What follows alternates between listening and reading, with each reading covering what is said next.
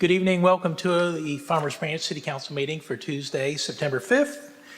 Our first item of business this evening is our pledges and invocation, which will be delivered by Councilman Merritt.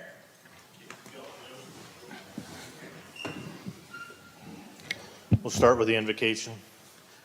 Thank you for allowing us to join together this evening to do the business of the city. Thank you for all the opportunities that we have individually and collectively. Thank you for all of those folks that make our city run, from the first responders to the city staff in all facets. Thank you for the opportunity to begin the September with new beginnings for school and other opportunities. And thank you for bringing football back into the world. It is in your name we pray. Amen. Amen. You follow me with a pledge of allegiance. I pledge allegiance to the flag of the United States of America and to the republic for which it stands, one nation, under God, indivisible, with liberty and justice for all. And if you'll join me with the Texas pledge, which will be on the screen. Honor the Texas flag. I pledge allegiance to thee, Texas, one state, under God, one and indivisible. Thank you. You may be seated.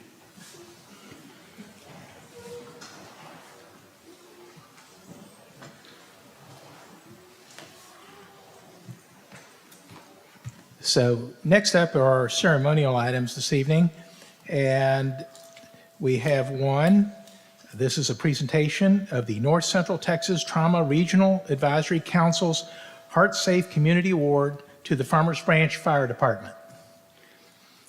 The Farmers Branch Fire Department, along with the continued support from Carrollton Farmers Branch ISD, Dallas Medical Center, Medical City Dallas, and Medical City Las Colinas, received the North Central Texas Trauma Regional Advisory Council's Heart Safe Community Award for their efforts to protect Farmers Branch residents from the effects of heart disease and sudden cardiac death by evaluating different aspects of the system as a whole. Recognition requires a multidisciplinary team approach to review and complete the components of the Heart Safe Community Program. Communities that successfully complete the application process are eligible to display the NCTT RAC Heart Safe Community street signs throughout their community. The Farmers Branch community has met the application process and has been recognized as a heart safe community. I'd like to invite EMS Chief Terry Evans to come up.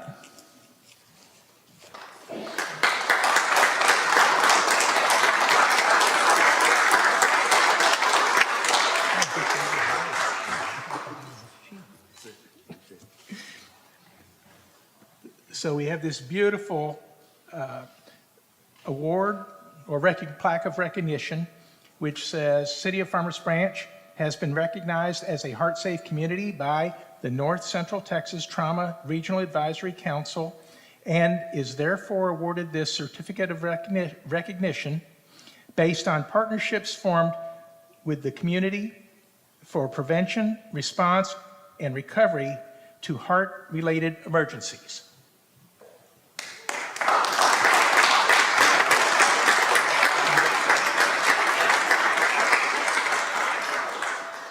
Thank you, Mayor, City Council, City Management, citizens. Thank y'all so much. As I stood here a couple weeks ago, I told y'all there's going to be more, and this is it. So we applied for this application probably about a year ago, and for the North Central Texas Trauma Regional Advisory Council. And I saw Melissa Christian here, who's going to come up here and kind of go in more in depth of what all this curtails and why we have all these people standing here before you. But just another reason why Chief Latimer is always saying we have the best fire department, and this is just another award just to show y'all this is what he's meaning. It's just not all words. So these are actions. So without further ado, I want to recognize the RAC Council member, Melissa Christian, and as well as our community members that played into this, getting to this award. So Carrollton Farmers Branch ISD, the Medical City Dallas, Medical City Las Colinas, and DMC. If y'all could come up here, we recognize all y'all's hard efforts and teamwork in getting this award.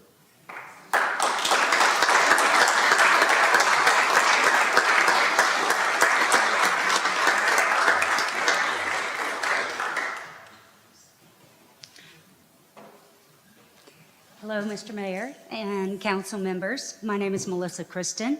I'm here on behalf of the North Central Texas Trauma Regional Advisory Council, AKA NCTRAC, so it'll be a lot easier than the mouthful that we've been saying.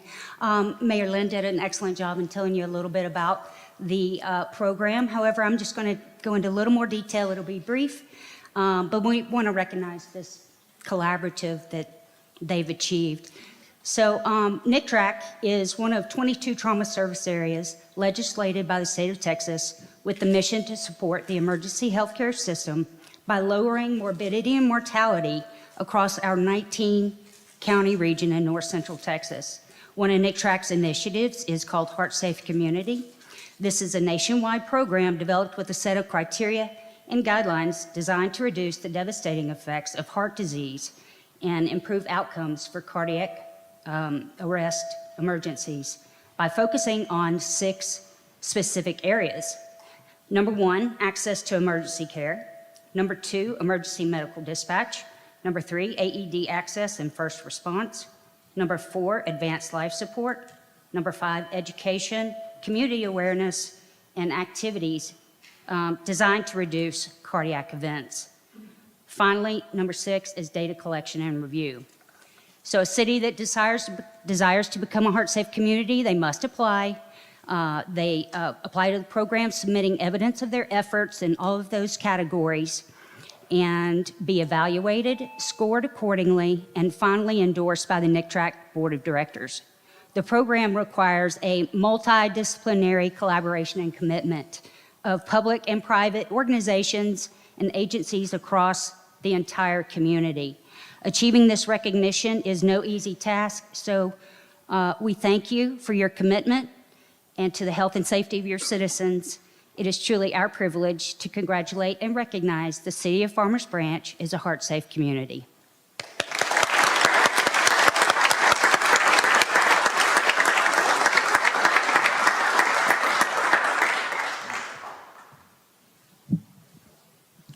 Thank you, Terry, for lifting that for me. No, thank you all for being here tonight. Seriously, as we just heard again, it's a community effort.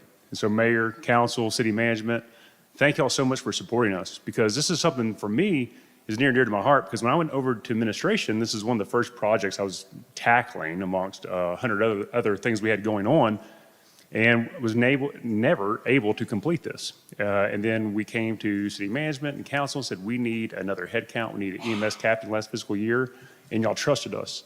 And we're now able to show our community what we actually do. So it's not just me saying up here, as you just heard, we are the best. We have things that quantify that, that show that. And so we have something really special. I'm gonna tip my hat over to Ben Williamson, our city manager, for this idea.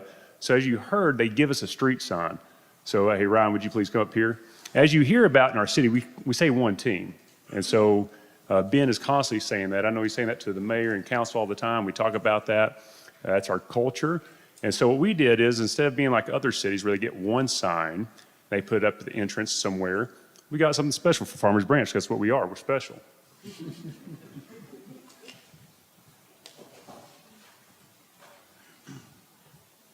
And so with that, the idea that came from Ben Williamson, we had some discussion about this, is we're going to work through Ryan's department, so council, mayor, we're each going to give you a sign.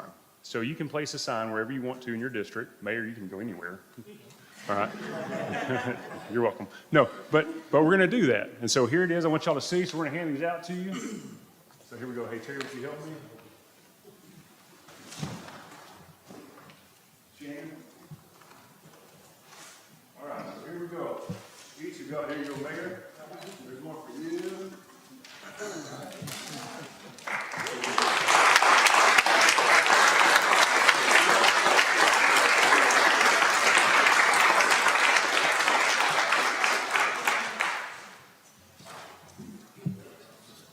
they're very nice. So, like I said, Ryan, our Public Works Director, so what y'all will do is just work through Ryan whenever you figure out where you want to set this sign up at in your district. And then we're going to have some fun. We'll come out there with y'all, and we'll get these things set up wherever y'all want them, all right? So before I close, this is not possible without the people that are hiding back there behind the column. That's what they're good at. They don't like attention, but if I can call them out, come on, firefighters. They do not like attention.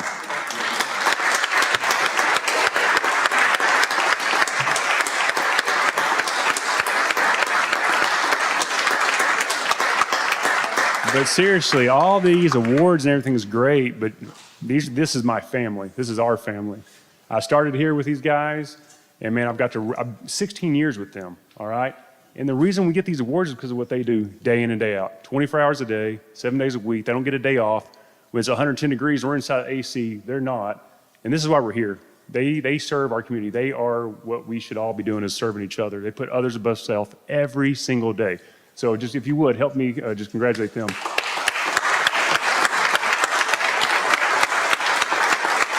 Yep. Hey, Scary, come on, come get your picture. Hey, come over here. They do not like attention. Richard, you want me to get you? Yeah. Here y'all go.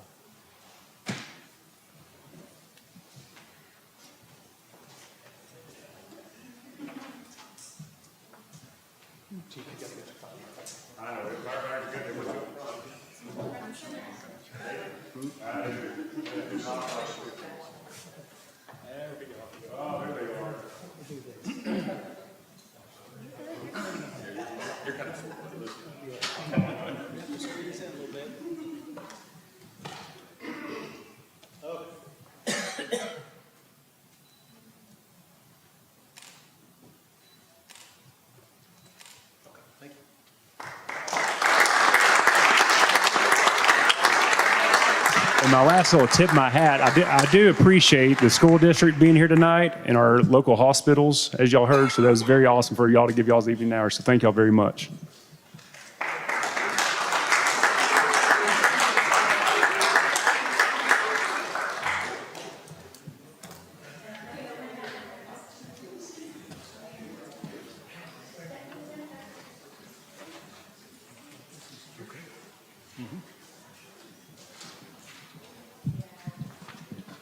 Next up are items of community interest. Jeff? Okay, thank you, Mayor. Readjust the microphone after our chief got done. Items of community interest for this council meeting of September 5th, 2023. Our new city budget is ready for your review. It's on the city website right now. Just go to farmersbranchtx.gov, scroll down, and look for the article on the new fiscal year operating budget. Saddle up for a night of Wild West excitement and a chance to strike it rich at the Branch Connection Game Night on Saturday, September 9th. That's this weekend for ages 50 and better. Fun casino games and delicious food starting at 5 p.m. For more details, visit thebranchconnection.com. Construction of the new event center at the Historical Park is well underway. The foundation has been poured, and now the framing is going up. When finished, the facility will be an 8,100 square foot structure for weddings, receptions, parties, classes, and special city events. Parks and Recreation crews have temporarily removed the Rawhide Creek pedestrian bridge at Tom Field Road and Orengood parking lot. The bridge has been taken down for needed repairs and refurbishing. It will be returned to its original position as soon as the restoration is complete.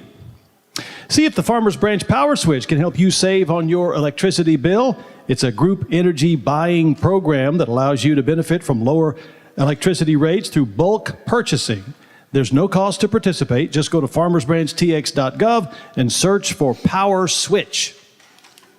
Get your tickets now for this year's Bloomin' Bluegrass Festival, October 20th and 21st. We're celebrating 14 years of the state's best bluegrass with major headliners this year, including Ricky Skaggs and Del McCurry.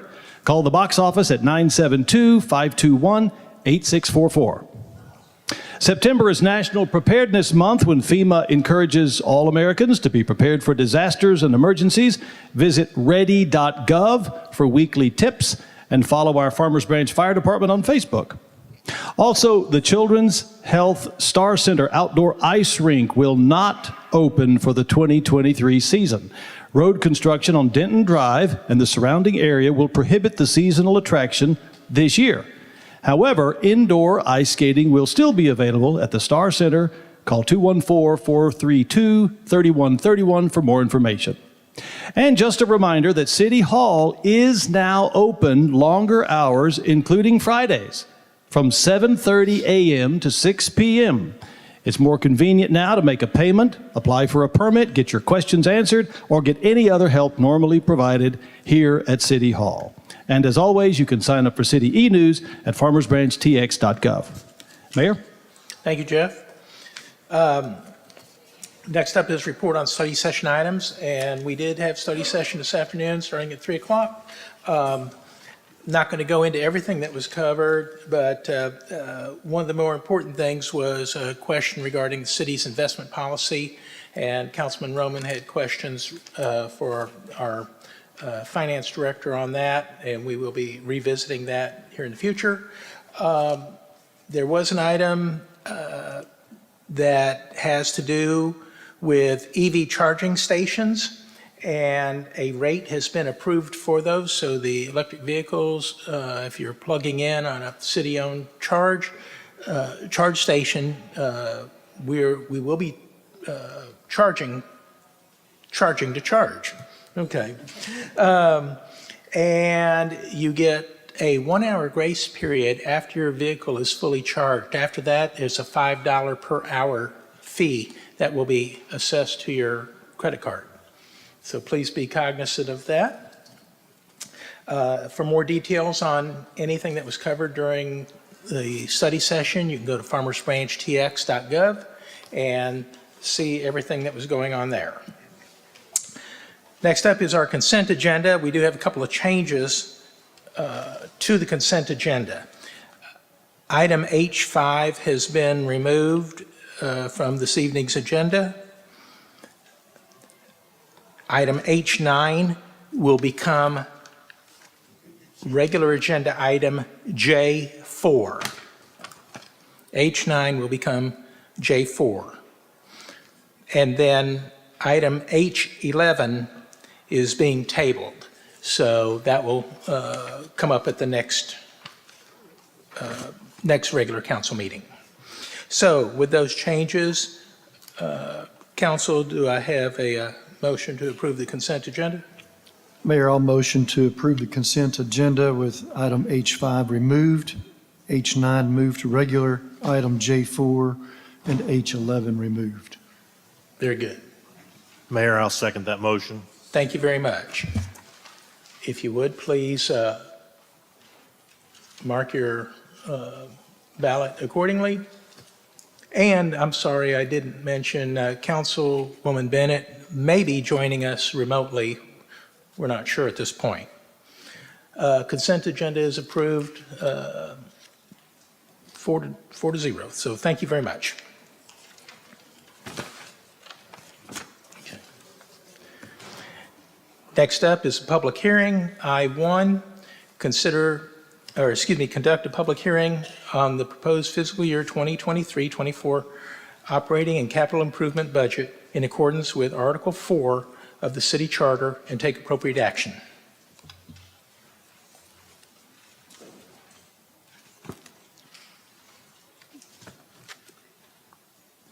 Okay, Council and Mayor, Tammy Zimmerman, Director of Finance.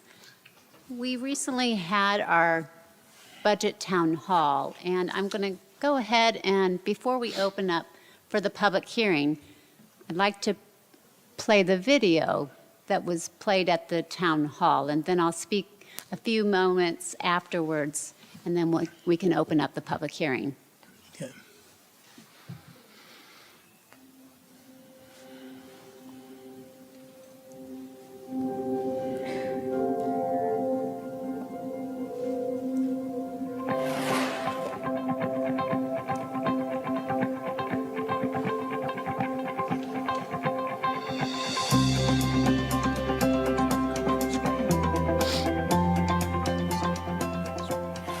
Hi, Farmers Branch. I'm Mayor Terry Lynn, and I'd like to take a few minutes to explain this year's budget. As you know, we're charged with being good stewards of taxpayer dollars, And we do this with the city budget through transparency and clear communication. The entire process is an open book. Here's a breakdown of the overall numbers. The proposed budget of $186.8 million is on the city's website and is an excellent resource to reference. The fiscal year starts on October 1st and ends on September 30th. The city's finance department is responsible for oversight of our city's financial assets and the budget development process based on policy direction from the city council and guidance from the city manager. The city council holds open meetings in the spring to discuss the budget, and the public is encouraged to participate. This year, our budget proposes a reduction of 2 cents in the city's property tax rate. That's the largest reduction in 40 years. I'm Richard Jackson, your Mayor Pro Tem representing District 4.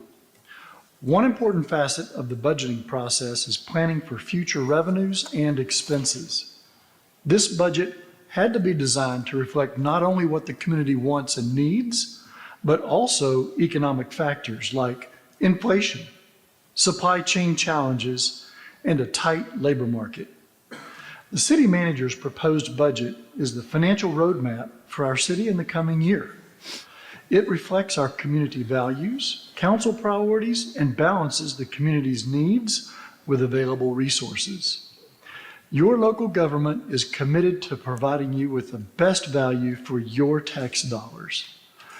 Farmers Branch leaders base our vision for the city's future in 6 strategic areas: public safety, a strong and diverse economy, connected neighborhoods, customer service, high performance, and sustainability. This year's total proposed budget is $186,811,227, which is 13.3% less than last year's budget. I'm Ben Williamson, your city manager. When the City of Farmers Branch proposes an annual budget, we follow national standards. This means all revenues and all expenses are accounted for or tracked. For 25 consecutive years, the city's budget has received the Distinguished Budget Presentation Award from the Government Finance Officers Association. It's a prestigious honor, and not many cities earn it. To ensure the City of Farmers Branch can support the services and needs for our residents and businesses, our finance experts use fund accounting. While it may sound odd, it's similar to how you and I may organize our household or business budget. For example, you may set aside money for your home, vehicle, or insurance. Maybe you're saving for education, retirement, emergencies, or a rainy day. The City of Farmers Branch does the same thing. It sets aside funding for different purposes. Because we provide services to the citizens, and our purpose is not to make a profit, we are required to report our financial data in different funds. Fund accounting is unique to the government environment with different measurements and a unique basis of accounting. The city currently uses 31 different funds. Hello, I'm Tina Bennett Burton, your councilwoman representing District 3 at City Hall. The general fund is the largest fund and the most common fund for the city budget. Basically, we use it to run the city. The general fund includes revenues from property taxes, sales taxes, and fees for service that are not restricted by state or federal laws. The general fund accounts for expenses, fixed assets, and capital improvements not covered by other funds. Our general fund is $87,125,100. The general fund supports most of the city's services: 24-hour police protection, 24-hour fire protection, 24-hour ambulance, street maintenance, lighting maintenance, library services, parks, trails and ball fields, animal control, refuse services and public health, building inspections and code enforcement. Now, let's explain our other major funds. Hello, Farmers Branch. I'm David Merritt, representing District 5. Our enterprise funds account for $30.9 million and represent self-supporting funds that charge a fee for the service provided, including water, sewer, and stormwater utilities. Again, it's important to note that these funds do not carry any debt and are self-sustaining. Most of the fees associated with these funds cover pass-through costs from the City of Dallas Utilities for water and the Trinity River Authority for wastewater treatment. On a daily average, we treat 5 million gallons of wastewater and deliver up to 10 million gallons of consumable water. To maintain the integrity of the water infrastructure system, this budget proposes returning to the previous residential base water rate of $21.99 for the first 2,000 gallons of water per month. Hi, everyone. I'm Martin Baird, Councilman for District 2. The Capital Improvement Program, or CIP Fund, details major capital spending plans during the next 7 years, along with pay-as-you-go funding for major new facilities and public improvements, such as streets or basically any assets that are used in the operations and that have initial useful lives extending beyond a single reporting period. Putting this in terms that relate to our citizens, a house is a capital asset. This budget includes $39.6 million for capital improvement projects. The most significant portion will be the construction of the Dallas Stars multi-sport facility with self-supporting debt funding of $24.2 million. Some of the other projects included in the multi-year CIP funds are drainage improvement projects, utility replacement, and street revitalization and trails.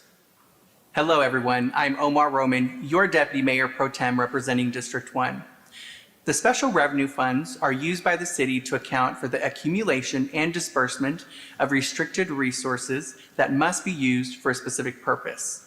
This budget includes $13.4 million in total expenditures for special revenue funds, which are substantially related to donations, grants, and the tax increment reinvestment zone, commonly referred to as TERS. The TERS is an economic tool used to encourage redevelopment in a designated area or zone. In other words, property taxes collected for that zone are set aside for redevelopment to ensure that the area stays vibrant. 40% of the TERS is used to pay for a rebate on Public Improvement District Assessment, or PID, on the west side. The Hotel Motel Fund is a great example of a special revenue fund. It is designed to account for the accumulation of hotel and motel tax assessment fees levied by the city. This revenue is designed to enhance and promote tourism and the convention and hotel industry. The specific guidelines for expenditure are set forth in the Texas Tax Code, Chapter 351. The City Council is also considering a new fee for the Special Revenue Fund, specifically for landfill closure and post-closure. The fee will help offset the cost of trash, bulk, and recycling, allowing the city to better prepare for the required future closure and post-closure costs of Camelot landfill. The proposed fee is $5 for twice-a-week trash pickup and $2.50 for seniors and once-a-week trash pickup. Hello, I'm your Chief of Police, Kevin McCoy. Internal service funds, as you might assume, account for internal services such as the city's entire fleet management, including police and fire vehicles, plus facilities management and the employee health insurance plan. We have $10.9 million total in proposed expenditures. Hi, everyone. I'm Daniel Latimer, your fire chief. Here in Farmers Branch, employee salaries for police, fire, public works, culture and recreation, and general government make up 53.9% of the total general fund budget, which is very low for a service organization. The City Council is considering the addition of 7 new full-time positions to provide effective and efficient services to our residents. 5 of these positions are for the public safety departments, 1 position for IT, and 1 for parks. The city has implemented pay plan adjustments to attract, recruit, and retain quality talent. These adjustments include possible pay raises of 6% to the public safety departments and 3% to the city staff. The debt service fund sets money aside to pay for principal and interest related to the city's long-term project obligations. For homeowners, an example of debt services would be the interest paid on your mortgage. Our property-supported debt represents 3% of our total budget, which is very low in comparison to most cities. Thank you for allowing us to explain the most important elements of this year's budget. We truly hope this gives you a better understanding of its basic structure and how we put it together. The staff and council are proud of it, and we hope you are as well.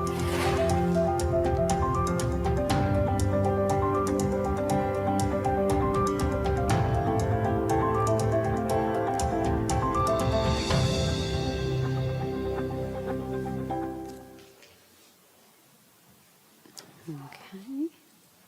Very well done. We presented that at the Budget Town Hall last Tuesday, and we had a very good turnout and a lot of good discussions, and taking the budget with the citizens' input and putting it out there for our open and transparency on the budget process and what that entails. And as soon as I get my screen pulled up, we can talk a little bit more about the budget process.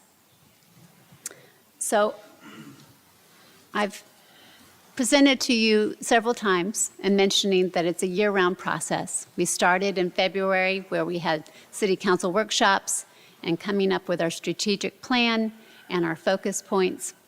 And we had our budget town hall, which very good production. I want to thank all the council members that participated and the staff, department heads, city manager, chief of staff. All of this took a village to create, and we actually have tonight several of the posters that were there at the budget town hall in this room tonight, so that for those that want to get up close and read the numbers, they are available. I will have some of the brochures. We have a trifold brochure that was also presented at the budget town hall, and a comparable worksheet that's larger for readability.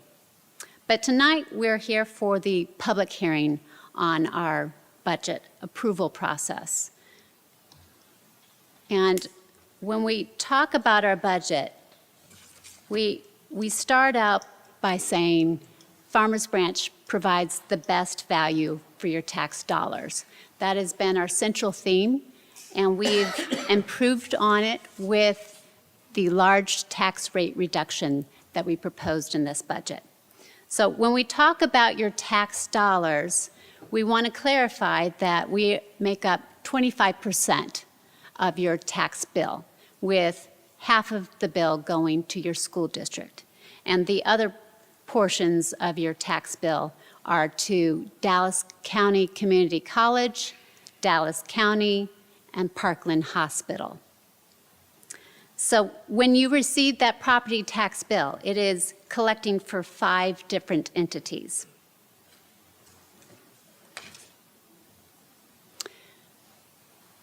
And what do you get with your tax bill? Currently, the city of Farmers Branch, being only a quarter of your annual tax bill, provides all of this as your service for $77 for a senior resident and $124 for a resident with a homestead exemption.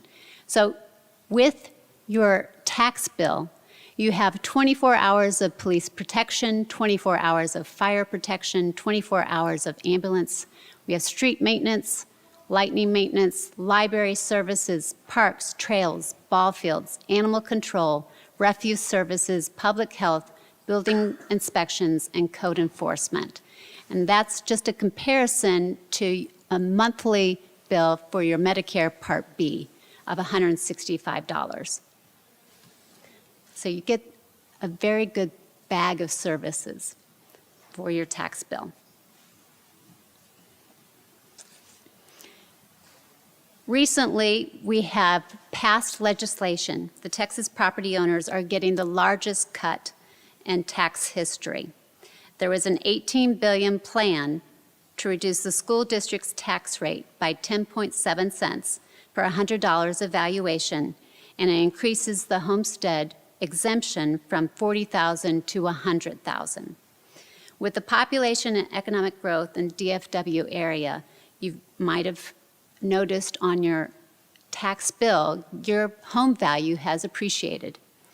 The downside of that is your property taxes have been going up. So with this $18 billion plan that the state of Texas has passed, we are going to show some examples of what that may look like with your coming tax bill. It's providing a large amount of relief because, again, if you look at that dollar bill, half of your property tax bill is going to the school district. Now, assuming that we have you're going to have to vote on November 5th to increase that exemption. But assuming that that gets approval and that the other entities, Dallas College, Parkland Hospital School District, approve their tax rate decreases or their exemptions, the senior citizen and Farmers Branch with an average home value of $380,531 is getting an estimated savings of $1,188. What we wanted to show is we created kind of a calculator to see what would that be for different valuations of property in Farmers Branch. And again, it's an estimated number now until we have those elections and the approvals from the other entities. But with a home value of $500,000 and you have a homestead exemption, you will have an annual savings of $1,334. And we actually have in this bulletin board over here showing all of the numbers that I have on the screen. Your senior or disabled exemption, it's $1,368. If you don't have any exemptions, it's an $807 tax savings. And again, you can see an $800,000 home value. You will have an annual savings with a homestead exemption of $1,783, a senior and disabled exemption, $1,820, no exemption, $1,291.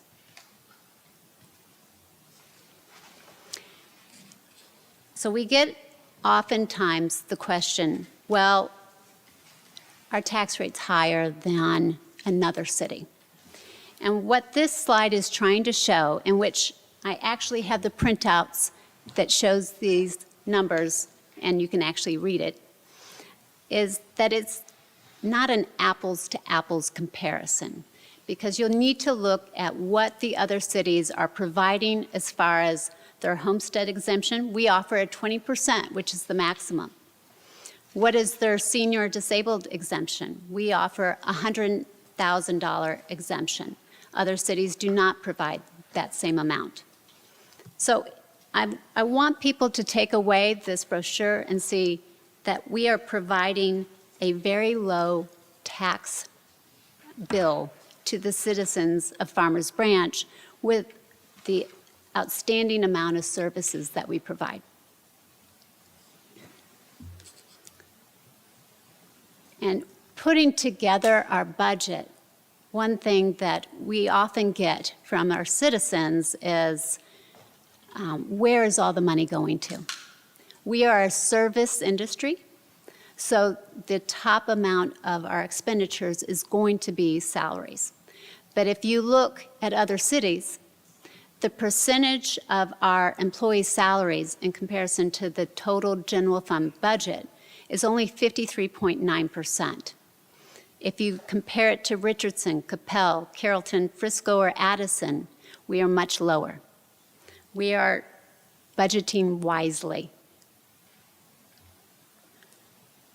And I wanted to open it up to any questions, but we do have a public hearing for the next meeting. We will have the, hopefully, adoption of our budget. But tonight is the public hearing, which we would open for any citizen comments, and then we would close afterwards. Is there Thank you, any Tam. questions I can answer? Thank you, Tammy. Council, do you have any questions? So this is a public hearing, and I don't have anybody signed up to speak to this item. I will ask again if there's anybody here in the audience that would like to make a comment about the budget. Okay, seeing none. Council, any last go around? Thank you, Mayor. Thank you, Tammy, and thank you for all the staff that worked very diligently to put on the recent town hall.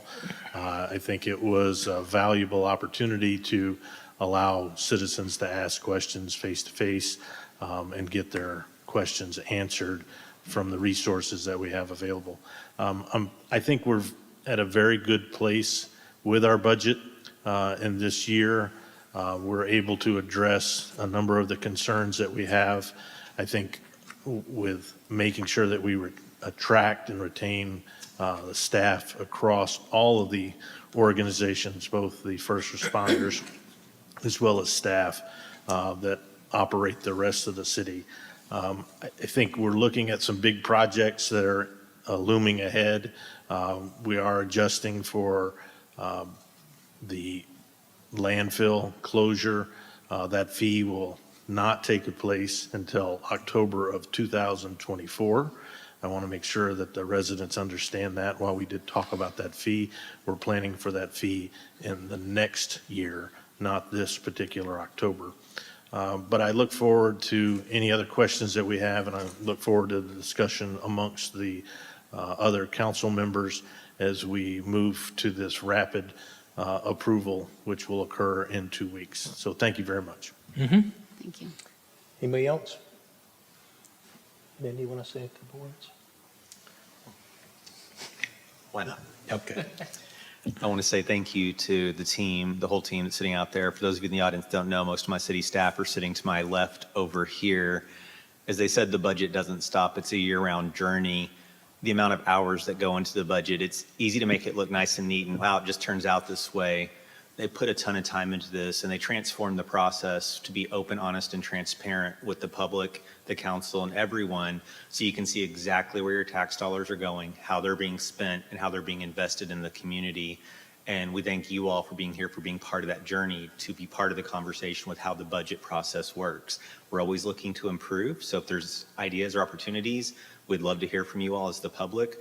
But we believe we found a good rhythm for the future of the budget and how we approach the budget in steps instead of waiting till the last minute to dump an entire budget on you and have every conversation all at once. These conversations started 7 months ago, and we've progressed steadily every month talking about different elements of the budget. So thank you to the public, everyone that's been involved. Thank you to the team that's been patient in helping with this journey as well. So thank you to everyone, and looking forward to a very, very strong financially FY24 with a budget that delivers on council's priorities: public safety, neighborhoods, investing for the future, focusing on our infrastructure, all solid investments for the future of this city. Thank you. Thank you, Ben. I too want to say thank you to Ben, Tammy and her staff, and the rest of our city employees for all that they've done to put as much effort into this budget. Do want to thank the residents, my fellow residents, for everybody paying their taxes. You know, we're up here spending $186 million of our money next year, and that's a pretty important thing. I don't take that lightly, and I know none of us do either. And so it's important that we hear from you. Thank you to those who came to the budget town hall and those who asked questions, whether they were in public or in a one-on-one setting. Again, my goal is to make sure that we're communicating information and that nobody can say, ooh, I didn't know about that. I'm doing everything I can to make sure people know what's going on in the city, whether you choose to take that information or not. I at least want it to be available, and that's the openness and the transparency that I hope that we have demonstrated in at least the short time that I've been mayor. So again, thank you. I will ask again if anybody has any questions from the audience. Okay. Then I will move to close the public hearing, and we will take this up again in 2 weeks. Is there a second? Be happy to second that, Mayor. Thank you. All in favor of closing the public hearing? Okay. Very good. Okay. Thank you, Tammy. Thank you. I will mention that all of this will be on our website. We have a transparency page where we have all of our budgets. We will have the budget video online as well. And we have up-to-the-minute financial statement that you can look at as well. And one more plug before I move to the next agenda item. Thank you to Suzanne Pritchard, our budget manager, that puts all of the pieces of the puzzle together for us. Okay. Very good, thank you. Next up is item J1. Consider approving Resolution 2023-195, approving the Townhome Site Direct Improvements Reimbursement Agreement with CADG Mercer MM Holdings, LLC, and authorize the city manager to execute the Townhome Site Direct Improvement Reimbursement Agreement and take appropriate action.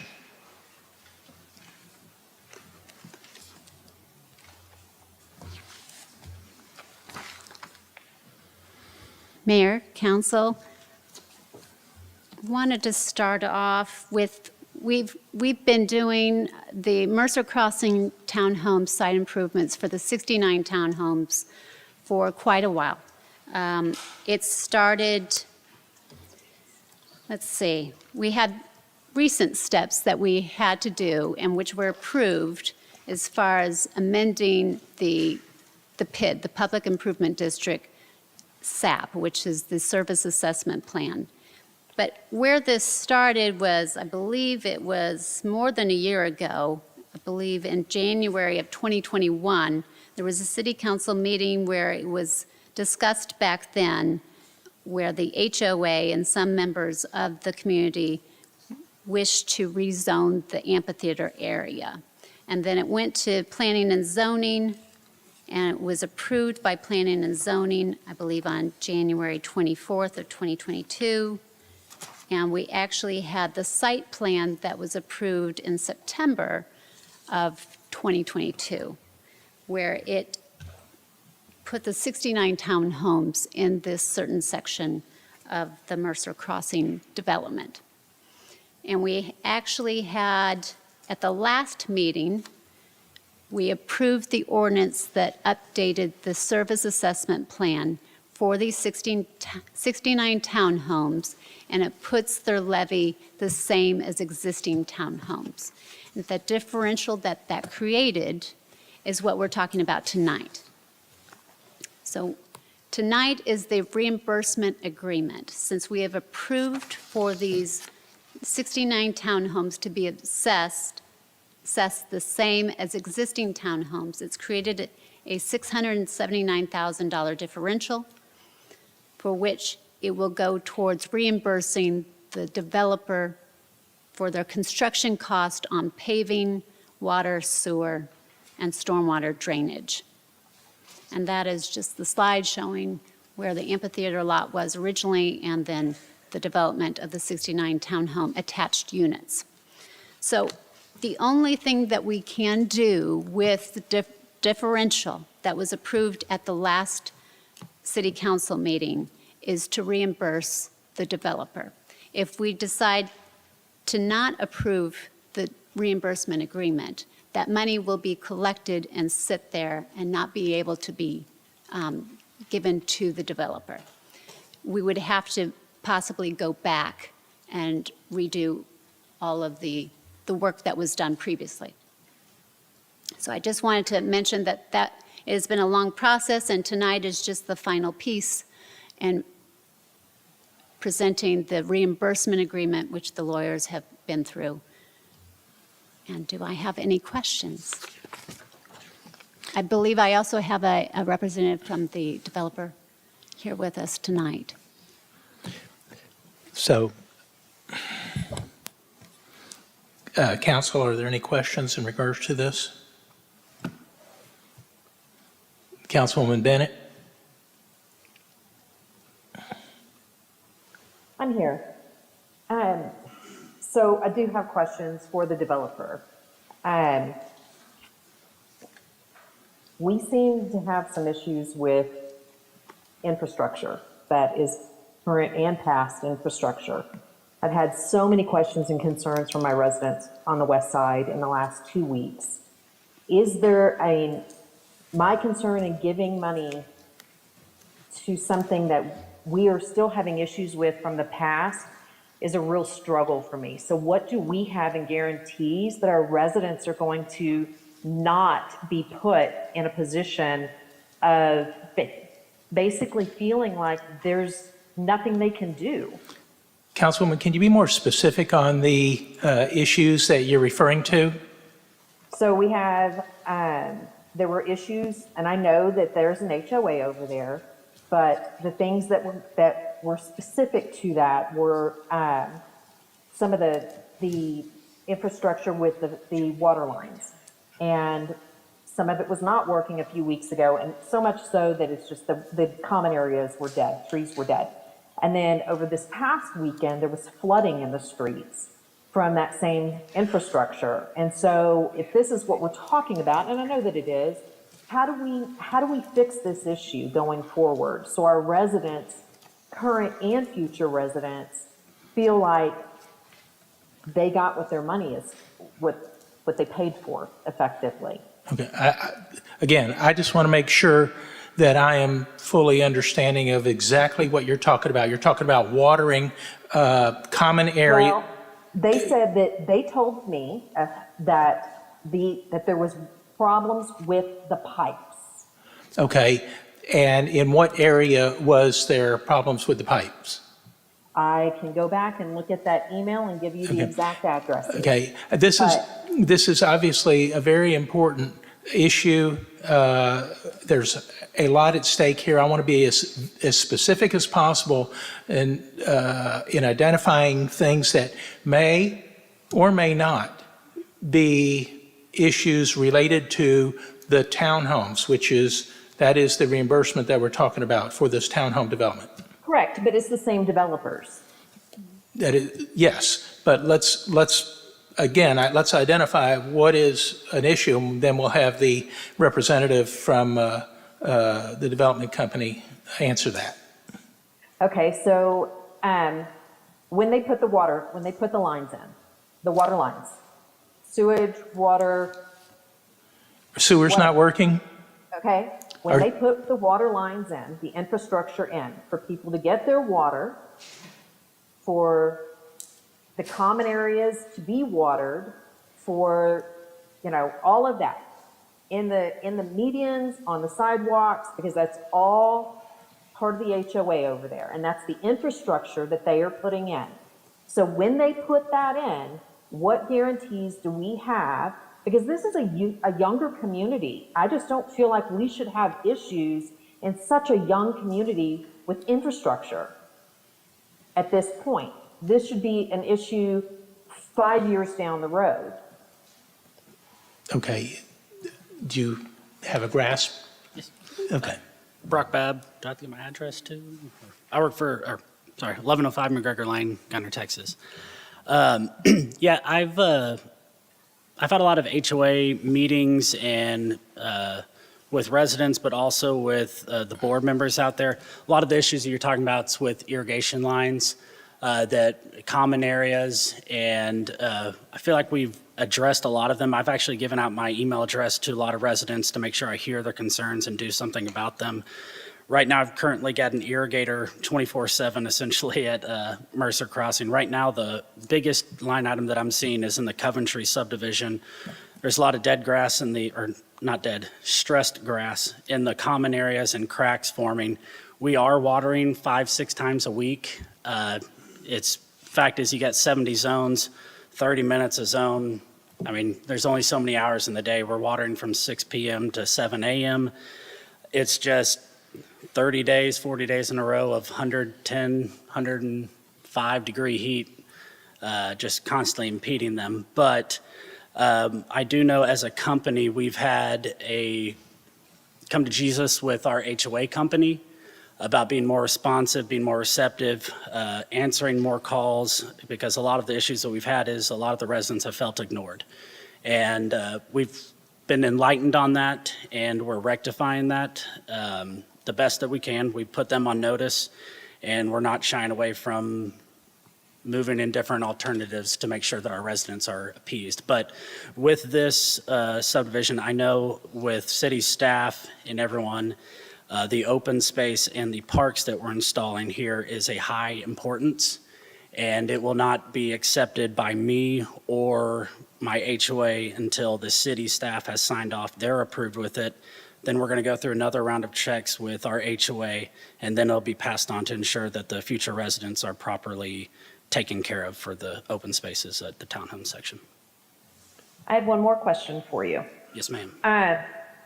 So when your builders come in, after you guys have gotten your infrastructure in and the builders come in, what guarantees do we have? I know that there is an issue over in Mercer Crossing as well with the builders where the outlets for the ranges were not correct for the ranges installed. And that should have been addressed during the actual, getting the certificate of occupancies and whatnot. And so, it's little things like that, but here we are. Those residents also didn't understand until well into the process that they had a PID, which was outside of their HOA, which was outside of their mortgage payment. And so they need to be more responsive when they're selling these, that they actually need to tell the people. They need to line item what is expected so people can understand. I know it comes into the points of everyone's excited to get a home. You come into the house or closing documents, you see the HUD statement, you get your loan done, you got the house of your dreams, you're excited. And unfortunately, a lot of it is they get so excited they don't read everything. There are PID disclosures that we force our builders to sign waivers to. They have to have that in disclosures. The HOA, it's deed restricted. Everyone, there are packets or pages in every package that has PID disclosures that's formed, agreed to by up front. So every residence, when they do buy it, they are informed of the PID. It's just a lot of times, and correct me if I'm wrong, just people, they're excited. They get that buy, they want to get it in their house, they want the keys, and they move on, and they don't read every page, unfortunately. But we have proceeded with every step that we have that follows the book with any PID guidelines, that there's disclosures in every packet. Mayor and Council, Roy Magno, 1800 Valley View Lane, Farmers Branch. The state law, the legislature has passed a state law that requires a homeowner to sign twice regarding purchasing a property in a PID. They have to sign when they put the property under contract, and then they sign again at closing. And the closing document is now a notarized document that requires for recording in the property records. So they're now, the state legislature has stepped in and made it explicitly clear about when and how the PID notices are provided to the homeowners. Thank you. Yes, ma'am. Councilwoman, any more questions? No. Okay. Council members here? Councilman Merritt? No? Jackson? Thank you all for coming. I will say regarding what you just spoke to, having been president of an HOA, I know when people come buy homes, the information is readily available. Most people do not read all the documents, and when they go to a closing, they're just signing stuff left and right. But, the responsibility really is on the homeowner or the purchaser themselves to know what they're getting into. Okay. I do not have anybody signed up to speak to this item, so I'll entertain a motion. Mayor, I have a question. Yes. So for the developer group, so I just would like to understand because I had one resident who mentioned to me that when reviewing this item, they were under the impression that you guys didn't need the money for the reimbursement. So I want to ask a very pointed question. When the developer agreed to make the changes to convert from the amphitheater to now the townhomes and the park, did the financing rely on this change of assessment and the reimbursement? Yes, so the reimbursement agreement is within the capital stack of the development loan. So hindering the reimbursement, it's going to be very detrimental for the development to progress forward with it. I'd have to completely go back with the lender and it just affects the entire capital stack for the development. Okay, thanks. Mayor, I have a question, if I may follow up. It's Brock, is that correct? Yes.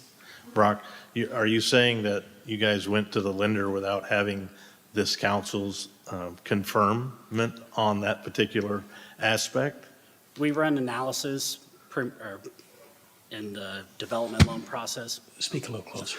We run analysis in there, estimations, and basically it's a pledge that if there is reimbursements into those, that they would go into the development stack, and in order for us to have full development funds of it. So there is estimates that we run with the PID administration beforehand to estimate those costs that the lender provides, or the lender requires.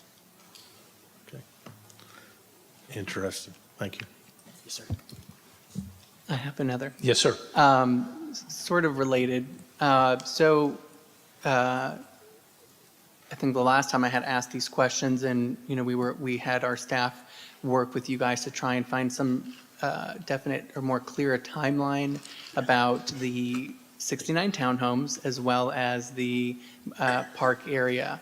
And just kind of wanted to get some clarity on where we were with that project as of today, and if there's some estimated timelines that we can get so that we can relay that to the public, because it's one of the questions that I get, because that dirt pile is a big eyesore on that intersection that is, it's a stop sign, it's a four-way stop sign, so people stop there, turn to the left or to the right or straight ahead, and it's like this huge, enormous dirt pile, not to mention the people whose property is right across the street.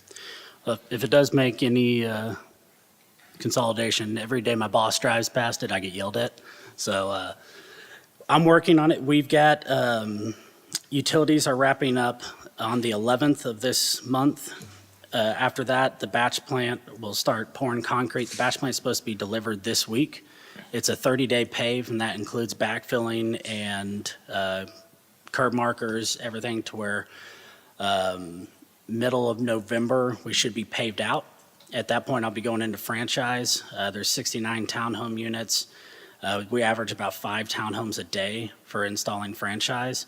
So we're anticipating February done with franchise, but luckily, since we already have electric going down Whittington and Chartwell, I'm able to pull electric off that so I can start my landscape and hardscape. So the goal is, while we're working on franchise, I'm going vertical with hardscape, the park, the trails, retaining walls, everything going in that typically people do after franchise, because most times you don't have power in some areas.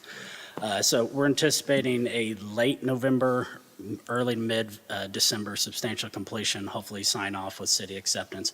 I did get today a offer or a bid back to remove Mount St. Mercer to where we can haul off. I believe there's about 4,000 yards I'm going to haul off site, and the other 3,900 yards, I believe, that's outstanding, we're going to be putting in berm features in the, southern section of the property in between the pond and the trails, doing some berms with some landscaping on top of that to kind of give it some height. Okay. And then my understanding is, once you guys finish all the grading and the work that's going on there, then you guys will turn over a piece of the property where Mercer Park is supposed to go.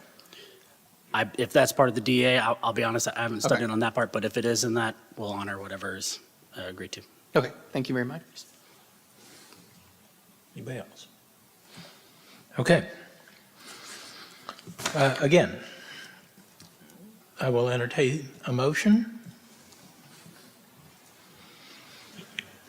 Mayor, I'll make a motion to approve Resolution 2023-195 as presented. And I'll second. We have motion and second. Thank you. If you would, please mark your ballot accordingly. Councilwoman Bennett? How? No. Okay, Councilwoman Bennett votes no.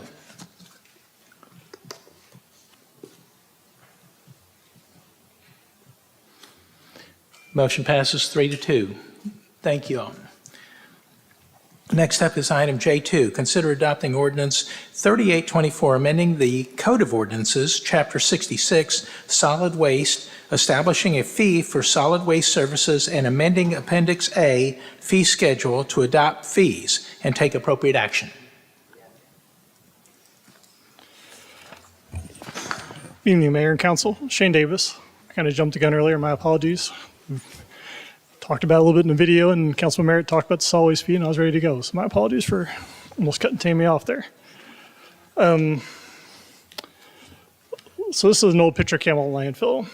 The city owns Camelot Landfill. We own it. It's operated by Camelot Landfill TXLP under a contract. For those that have never been there, it's located within the city limits of Louisville, Texas. Those homes you see in the picture, that's actually Carrollton. So you're within Louisville, the city limit line is Carrollton right there at the edge of our property. Republic handles all the operations of the landfill. So from setting gate rates to staffing it, all the equipment you see in the picture, liner construction, monitoring, maintenance, any other thing tied to our permit, they provide that with the exception of my license. The city's responsibility comes down to longer term things, the closure, post-closure of the landfill. So currently the only thing we pay for that's closure related has to do with the landfill gas collection system expansions and flare installation or flare upgrades. Those are our two big ticket items because those are closure related. So this asset produces a lot of revenue for the city, but at some point in time, this landfill will close. And so hanging out there, once you get to the point where you've filled up the landfill with all the trash, you have to go through what's called closure. There's a set of activities you have to go through. Most of it involves dirt hauling and grading, compaction, getting vegetation established, and if you haven't installed your gas collection system across the landfill, that's another big one. But all that's quite expensive because of the size of the landfill, the amount of dirt required to pull that off, plus the liner installation and purchase. So your closure activity long-term is a big ticket item the city will have to face once the site closes. Once you close a landfill, you then have to monitor it for 30 years after that based on current regulations. And if you have any corrective actions you need to follow through due to contaminants being released, which we've had a little bit of that on our old landfill, the old portion of it because of the soil liner. We have to get those fixed. They're not fixed before then. So each year as a city, you have to demonstrate you have the ability to pay for those things. That's called financial assurance. So we set a letter down every year. As a city, you can always issue debt for this one. That's always a choice for the city. Or you can start proactively putting money aside. So our current closure post-closure balance is about $3.1 million. Based on our last financial assurance documentation we sent to the state, what we need is $32.6 million. That changes kind of year to year depending on how much you've built out of the site and what inflation happens over that course of those 12 months. So how do we get that $3.31 million balance up to 32.6 and handle our ongoing obligations to pay for our landfill gas expansions? Well, one thing we could do is impose a solid waste fee. Currently, in Farmers Branch, residents don't pay a direct fee for garbage. It's been handled just through the general fund. I think y'all are the only city that may still do that. At one point in time, I think Houston did that. So what we're looking at here, a possible solution is a solid waste fee, and it would be for single-family homes in Farmers Branch, which ideally, hopefully, that revenue would all go into the closure post-closure account to continue to work on getting that balance up where we need it to be in the future. So what's proposed tonight is a monthly fee. So for those living east of 35 that are not seniors, you're looking at $5 per month for your garbage service. That is not full cost by any means, but it's a start. Seniors, we look at a $2.50 per month fee. If you live on the west side of I-35 and those PDs in 99 and 100, you're looking at $2.50 per home per month.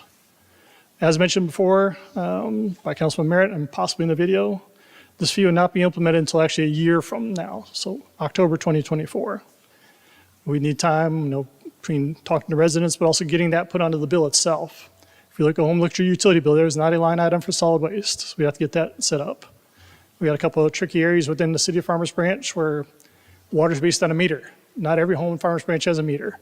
So some things behind the scenes we'd have to do to tackle this issue if we go forward with this. So we're gonna need some time to get all that set up and ready to go.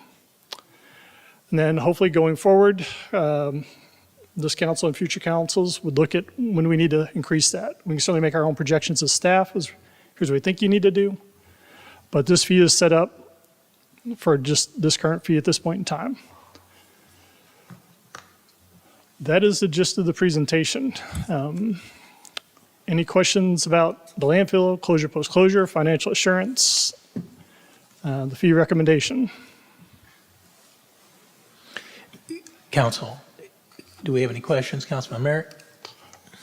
I'll have some in a moment. I'll see what others have to say. Okay, Councilman Jackson?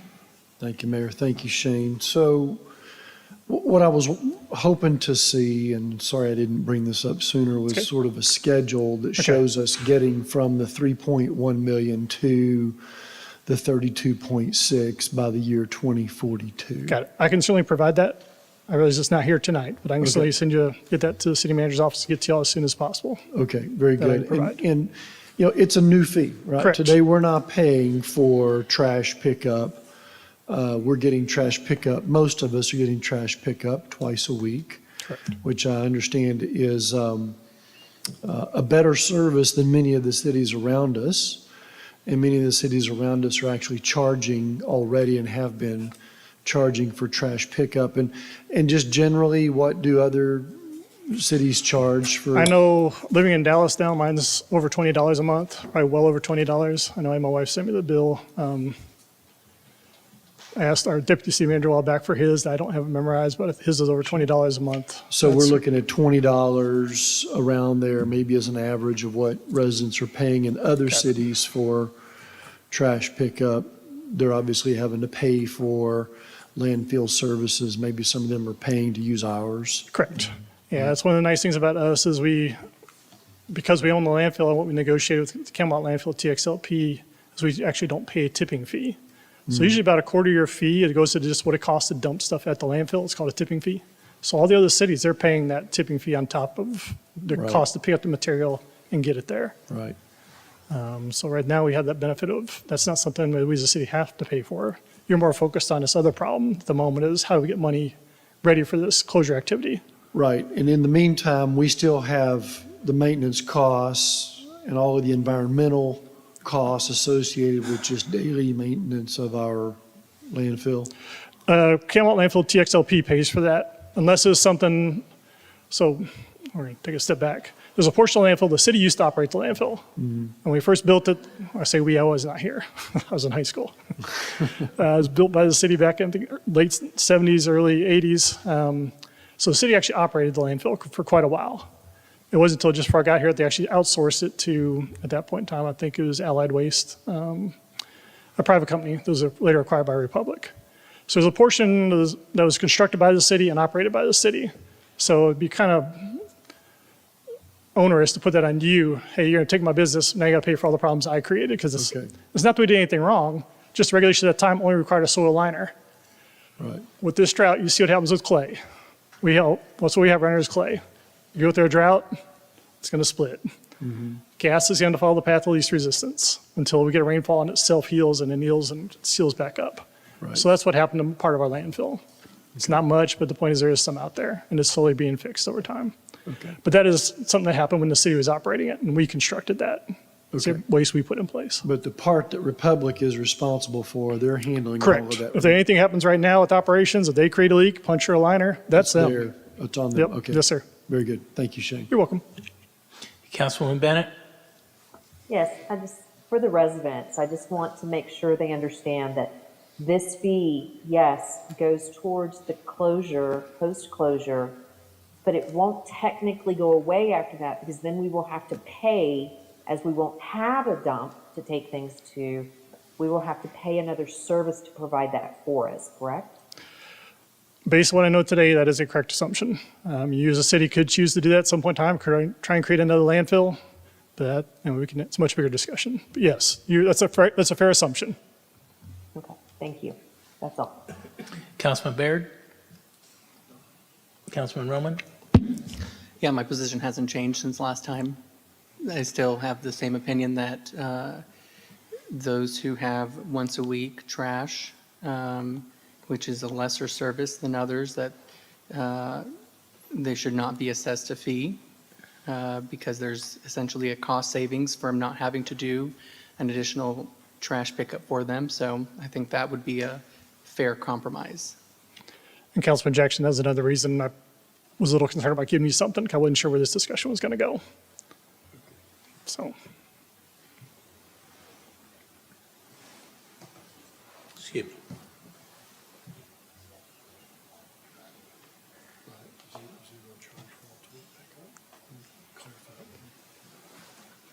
Okay. Councilman, I just want to make sure that I am understanding correctly. So is it your desire to not charge a $2.50 fee for those who have once a week pickup? Yes. Okay. Okay. Go ahead. Mayor, question. So Shane, if we don't charge the residents that currently have once a week pickup $2.50, does that change? Yes, sir. That changes the number. Yes, sir. $5 is now $5.50 or $6 or whatever. Or the next time you have an increase in the fee, you got to think about what that increase is. It'll probably be a little bit larger than what I would project at this point in time. Okay. So yeah, it depends. There's various ways to get there, but he made his position clear last time. That's why I want to see how this discussion went too, because that does change what I have in the model at the moment. The other alternative is we treat everybody the same and feed them the same. You can go to once a week service, or you can go to twice a week for everybody. That's another option too. But go ahead. Shane, just to clarify on that model, this trash fee isn't meant to increase every year. It's No. going to hold stable for multiple years, especially was at the this plan. first level, and not just go every year there's a new rate. correct. No, probably about 5-year increments. What I was looking at trying to budget, so you kind of steady. Well, not every year, because otherwise you got to have that discussion every year. So. And by not setting additional rates in this ordinance, it gives future councils the flexibility to adjust to the market and to what's going on and be sensitive to our community if something changes. And yeah, legislation never changes the closure, post-closure requirements. You get more onerous requirements, that number can go up too. So there's things you're gonna have to look at as time, or councils will have to look at as time goes on. Well, I think as we discussed in previous sessions regarding this, everybody pays for garbage. The landfill has a finite life. We all realize that. So how do we best manage and prepare for that? And I think that's the real question here. The implementation of the $5 fee per month starting in October of 2024 was one way to handle it, but I don't believe that it would be fair. The $5 fee was promoted for twice a week households. Correct. All right. And there's a part of our city that only receives once a week collection. And then, of course, we're obviously providing a discount to seniors, recognizing Yes, sir. their needs. So I don't believe it would be fair to not charge the one time a week portion of our city, because they are still receiving the service, they are still benefiting from the landfill, and they are still going to be responsible for maintaining that through the closure fund. So that's a burden that we all have to bear. And then, of course, once Camelot does close, then we will all be paying Yes, sir. a fee to have our garbage collected. And then at that time, who knows 20 years from now what a council may decide to do. The whole city could be once a week at that point. Or the whole city might be twice a week, or it might just stay the same. Who knows? But we can't take action today to project for that. So, but I do go back to what I said, especially at the town hall, is 7 years ago when I was on city council, and I brought this up, and nobody wanted to hear about it. The can was kicked down the road, and we've kicked the can down the road so many times that we're sort of up against the wall because there's no place else for it to go. We have to address this today, like we're having to address other things, deferred maintenance items that we're trying to pick apart in our budget. So Just to reiterate that, and you're correct. Yep. The gas collection systems, it's no longer optional. That's what I tell you, we got to do it. It's a regulatory deadline. We have to do it at that point in time. You need to have the funds there to pay for yes, those. and the state may mandate something else. in the next 20 years that we will have to pay for ourselves as an operator or owner to put in. So we need to have those funds available. And I'm not looking to take more money from taxpayers. I think this is a very reasonable amount of money, and hopefully it will help get us to our goal in ample time. There is a slight variable with how much life that landfill has. And people have said to me, well, why don't you quit taking everybody else's stuff? We could quit. We could quit next week and probably extend the life of the landfill 75 years. Who knows?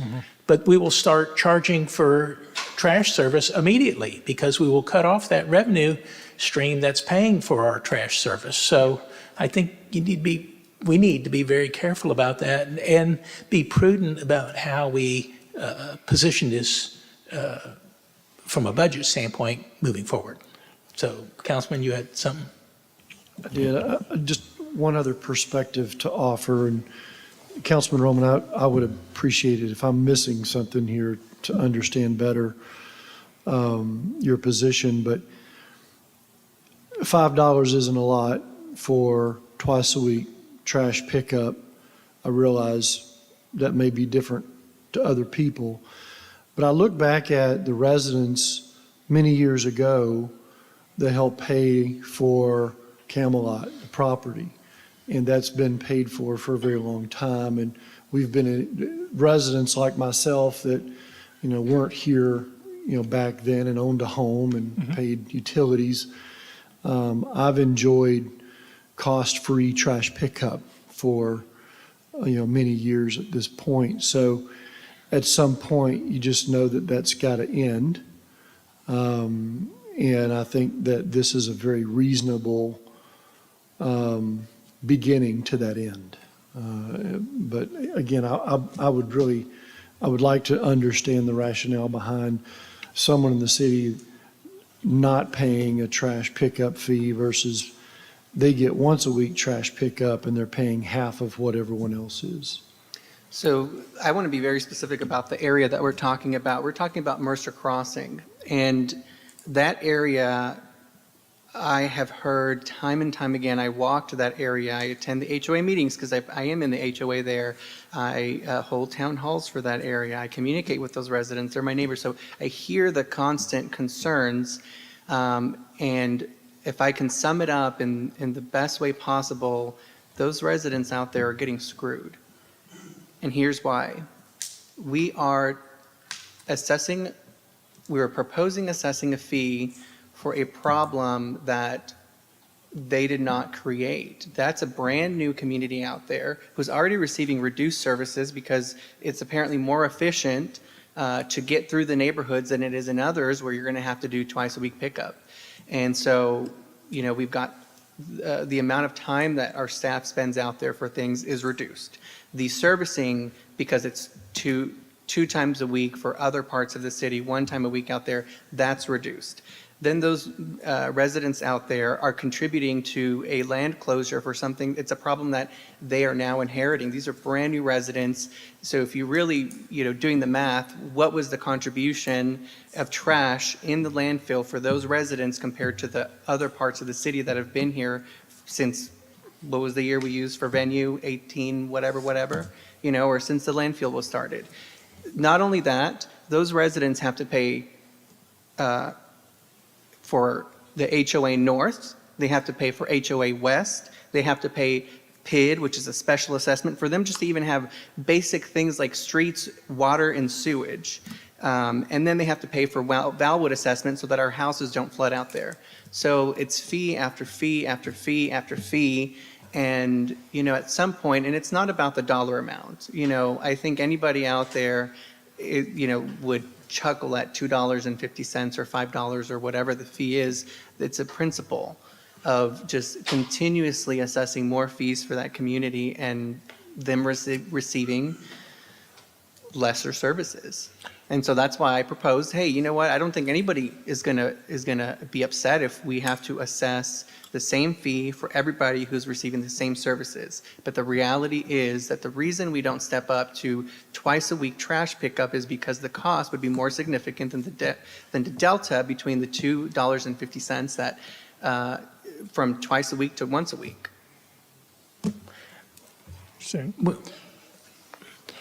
No, I was gonna say, I heard you saying, yeah, the reason, so just a slight caveat, because this is a newer neighborhood, we at least got to think through how wide do the alleys need to be to have trash service in them. Many of the homes on the east side of 35, there's no alley service. There's no way to put alleys back there. And there are alleys, some of them aren't big enough to get a truck down there anymore. And just, the city was very adamant about screening carts. And so that was a big contentious issue. I truly enjoyed that one. Loved to relive that one again for about 3 more years. We went through it the first time. So that was a big thing for the city. So to offer carts across the city was going to be really challenging to meet the screening requirements, especially for the folks that the garages in the back, but the service is provided in the front of the house. That means you got to build something outside your house. So just as a little more context for what you said, the neighborhood, I don't want to use, I guess, benefits isn't the right word, but it has alleys where we can get the trucks down there safely. You can put the carts in the back so they're not seen. So after learning the lessons we learned with other parts of town, that was just a little more clarification in terms of the carts and some of the challenges we faced about once a week versus the rest of the city having twice a week. Because mandating carts for the rest of the city there's some folks are going to have a little bit of challenge to meet the screening requirement for that. So. And I'm not the only representative, out there. Tina, I'm curious to hear what your thoughts are, if you've heard anything from residents out there regarding this issue. They're more concerned with the HOAs, the assessments, and other things. I'd like to go back to something he just said on the cart assessments and using the carts. Can somebody tell me the difference and why we're using carts instead of the brown bags? Is there a different price point for us? How would that work?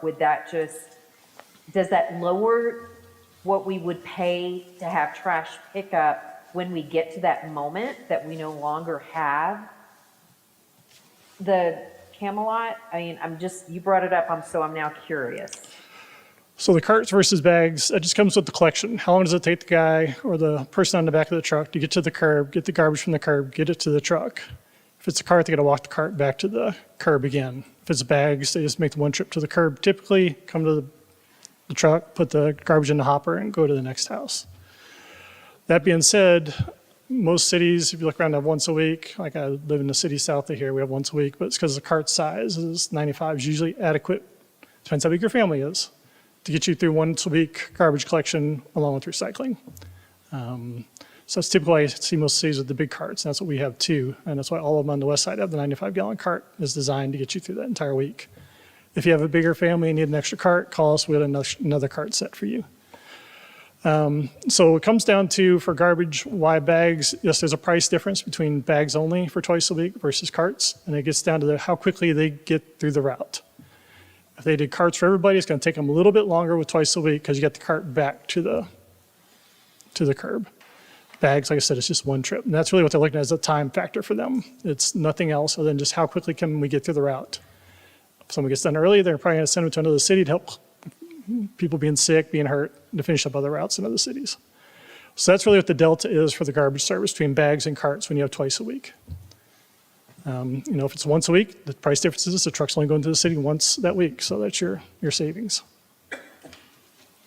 In terms of the landfill, there's zero impact there in terms of carts versus bags.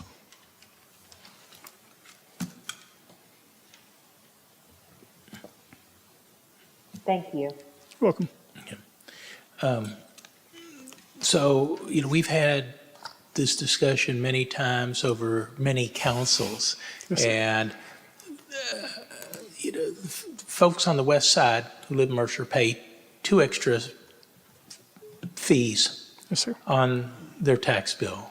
They pay a PIT assessment, and then they pay for a Valid Improvement Authority. These fees are not hidden from anybody. They're available. But I can tell you, I know exactly what happens when people go buy a house. How much does a house cost? what are the taxes? They don't ask to see what is a breakdown of my taxes. They ask, what are the taxes? So the house, $800,000 house, let's say, and it's going to cost you principal and interest, I don't know, $2,500 a month. Taxes, whatever that is, another $1,500 a month.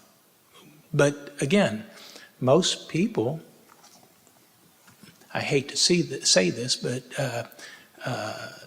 they don't do their homework. Now, they could inquire, but the taxes are what they are. And you buy the house and you're going to say, well, I don't want to pay the PID. Well, you don't have a choice. You live out there. These residents are bound by that. Well, I don't want garbage service. I don't want to pay $2.50 a month. You don't have a choice. You live out there. We provide trash service for everybody. And, you know, we have a very substantial need that is staring us in the face. I think it would be a huge mistake to kick this can down the road some more, or to say anybody, well, if you have twice a week service, you can pay $5. Everybody receives garbage service, and if you only get once a week pickup, then it makes sense that it's only half the fee. But we all have to pay for this because we're all sharing in the ownership of the landfill.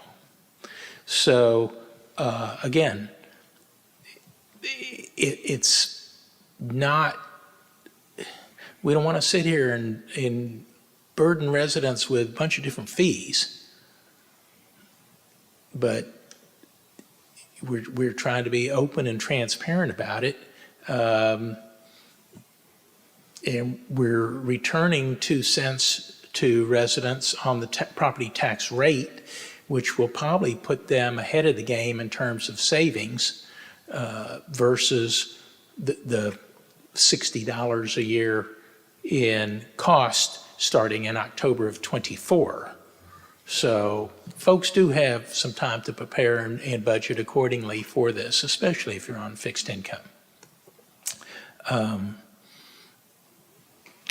Hey, I had a quick question. Are there any properties within the city that don't pay for trash service? Anybody who might be exempt from that? Commercial properties. Well, anything commercial, they negotiate their garbage rate with the private hauler. So that's going to be built in their tipping fee. And typically any landfill there have the closure post-closure account built into their tipping fee amount. Okay. But that's an open market. So Shane, thank you for the presentation and fielding all these questions. Add one more to that. We currently have in the budget, in the last 2 budgets I know, we've put $1 million into this post-closure fund already. And I believe one of the issues that we have here is keeping this, and you've already stated it at the podium this evening, that keeping this fee consistent over blocks of time going forward until we close this. Is there language, I'll look back to the city manager, Ben, is there language that we could add to the ordinance that suggests that we would keep a fee for a period of time, 3 years, 4 years before we would have to adjust that? I know you had a program, and Shane alluded to that program, that it would be consistent for blocks of time over this and escalate, but is there language that matches that right now? And I don't believe it. no, it's not in the current ordinance. We did not put that in there. That's my point. But just to clarify, that fee could only be changed by council action. Correct. Okay. Correct. The other thing is, I don't know that there's language that guarantees that. Of course not. No, but at the intent. Right, but that guarantees the use of funds collected only for the landfill, that restricts them just for that, and not to be used for some other emergency that may come up. That was my next question. Yeah. if these dollars collected would be dedicated solely to this post-closure fund and only to that particular fund. So I'll look to the city manager who's nodding, and I hope that means a yes. That is the intent, yes. Okay, that isn't, obviously, councils can change it going forward, I understand that. But I think that's important that we dedicate that. And Shane, correct me if I'm wrong, when the first model came out with $5 and $2.50, we were looking at roughly $450,000 in that ballpark. Forgive me, I don't have the specific number. We'd serious up to the point where, I know last year we hit the number we currently would need to meet. Correct. So that's one of those things that but we just. currently, the first iterations will collect about $450,000, about $500,000. And Okay. I'll look back to the city manager and ask again, we still have another $1 million that is going to the post-closure fund in this budget, is that correct? That is also correct. So so we have the two things added together, so we are taking this seriously. So we are moving monies into that particular fund. Because on the expenditure side, I got 900,000 budgeted to be spent. Okay.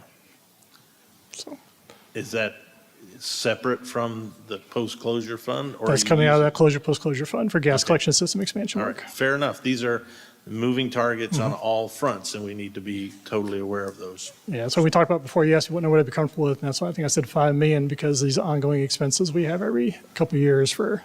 Right. As landfill gets taller, that cost to drill gets more and more expensive because you're going deeper and deeper, and there's a lot of settlement over time, and so it's challenging the deeper you go. Okay. Thank you. Go ahead, Councilman.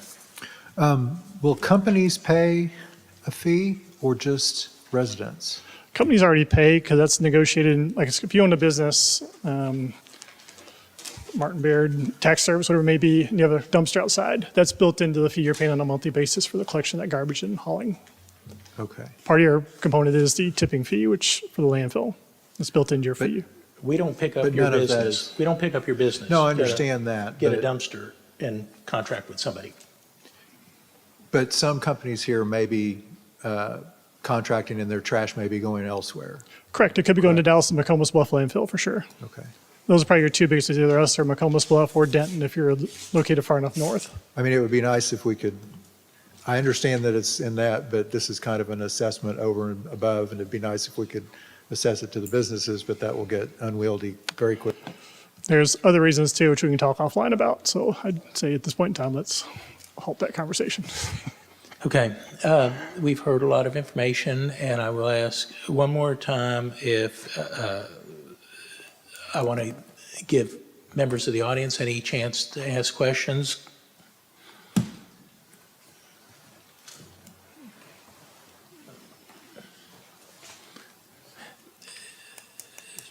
Name and address. Rick Johnson, Harley Drive, Farmers Branch, Texas. One of my questions is we have so much dumping that comes from outside sources, out of the city and stuff that use this. What do we collect for them or from them to help this closure? So outside, customers of the landfill pay to dump there, and they're paying a substantially higher fee nowadays than they have in the past. We also limit, our operator is limited as to what they can take in from other cities. Okay. So with that being said, there's two things that concern me about this whole deal. The first one is we were fortunate enough from people who thought before us, and now we have a landfill that we really don't pay for that actually generates money. If we keep on the way we are, what, in 26 or 7 years, we're full, that's it.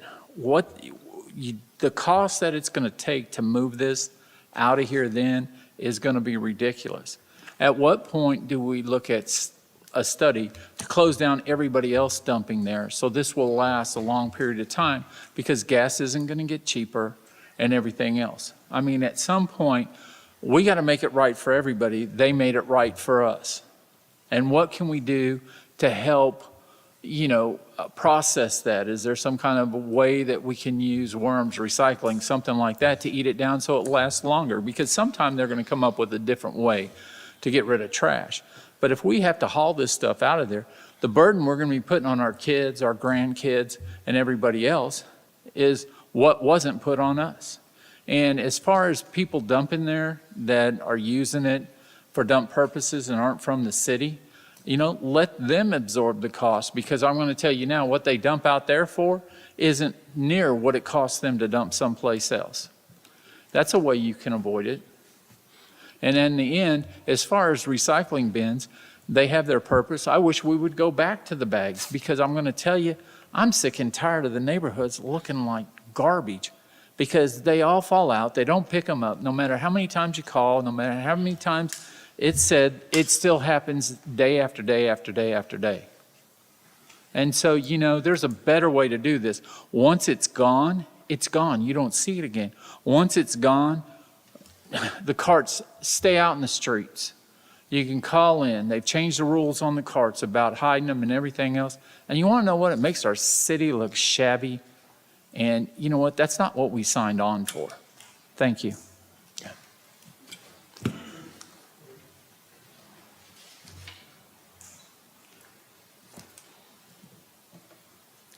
Kevin Caldwell on Tanglewood Drive.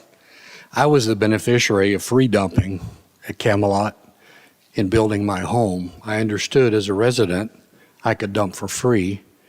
Knowing this looming issue we've got on the horizon, I would have been happy to have paid a tipping fee, I guess it's referred to as. Are there others in that similar position, and is it in fact still correct that residents can dump for free?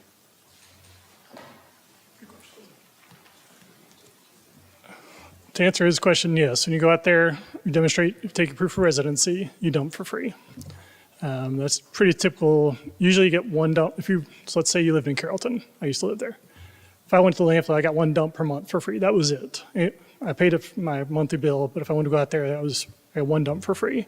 Any more, I paid whatever the gate rate is when I show up there, or at least a minimum, which is usually like $85 to $100 just to go across the scale. That answer, I think, your question? Regarding. We quantified what that number is, and would that be? You're going to have to come back up. Oh.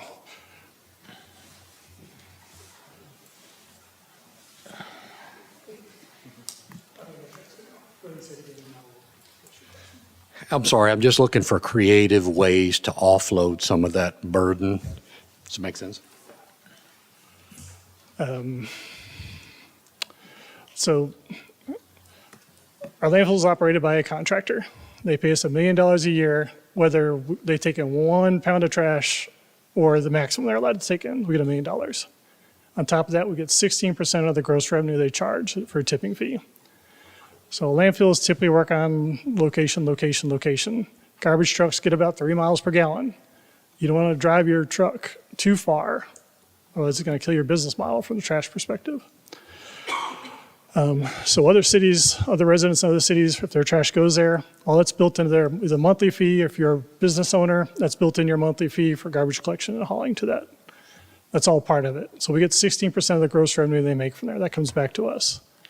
I think the budget this past year was $6.5 million from the revenue overall. So you got the $1 million usage fee. The rest is that 16% plus the landfill gas and energy sales we make. We sell landfill gas for energy production. So other cities do pay for that part of it, but it's built into their tipping or monthly fee they pay. So if you go out there and you don't have a contract, let's say I've created Shane's Davis Hauling Company. I went to your house, you want me to haul off a bunch of junk. I went out there. I'm either paying a per ton basis, so it's about $30 a ton, let's say. However, if I only got 1 or 2 tons, I'm paying at least $85 to $100. They charge a minimum. It's either the minimum or per ton charge. So if your amount's not big enough to go to that minimum, you pay that minimum. After that, it's a per ton charge at the landfill, plus your energy fees, and they have another one out there they tack on. So another environmental fee of some type. So those fees are paid by other residents. You can look at other landfills. You want to go to Denton, you want to go to Dallas, that fee may be a little different. Our biggest competitor was next door. That one's essentially closed. That was Waste Management's DFW landfill. So those are our two competitors, 3 major landfills. But if you pay a monthly fee, all those costs are built in your monthly fee. Mayor Lynn, I believe for the council and for the members of the audience, it's important to note that, Shane, you take protecting the lifespan of the landfill very seriously. You do brush diversion. You're working on a way to partner with other cities to do a mulching program so they're not sending their brush into the landfill. And you've also made sure to be cognizant of if there's a home-based business that may be taking advantage of our very nice trash garbage policy and made sure that they're not taking advantage of that. Just want to make sure to confirm that you are protecting the residents' investment for the future. It's not just you're trying to make sure the future extends the lifespan of the landfill. Correct, yes. Go ahead. I think that's a very good point, Ben, particularly with the the limbs. It's so important that residents separate the bulk pickup from the green stuff for that very reason right there. But clearly, it's a very complicated business, and I'm learning a lot. But I want to go back to, you said that we get $1 million per year plus 16% of Republic's revenue created through our Camelot. Is that contract negotiated every year? Is it what? That's a life of site agreement. That's a life of site agreement. Yes, sir. So 16%, $1 million is written in stone until this place is full. They also pay $250,000 for host fee support every year. And they Okay. help pay a couple of our other fees that were part of a settlement agreements with the city of Louisville. So they're contributing to Yes, sir. the eventual close of this. Okay. Yes, thank sir. you.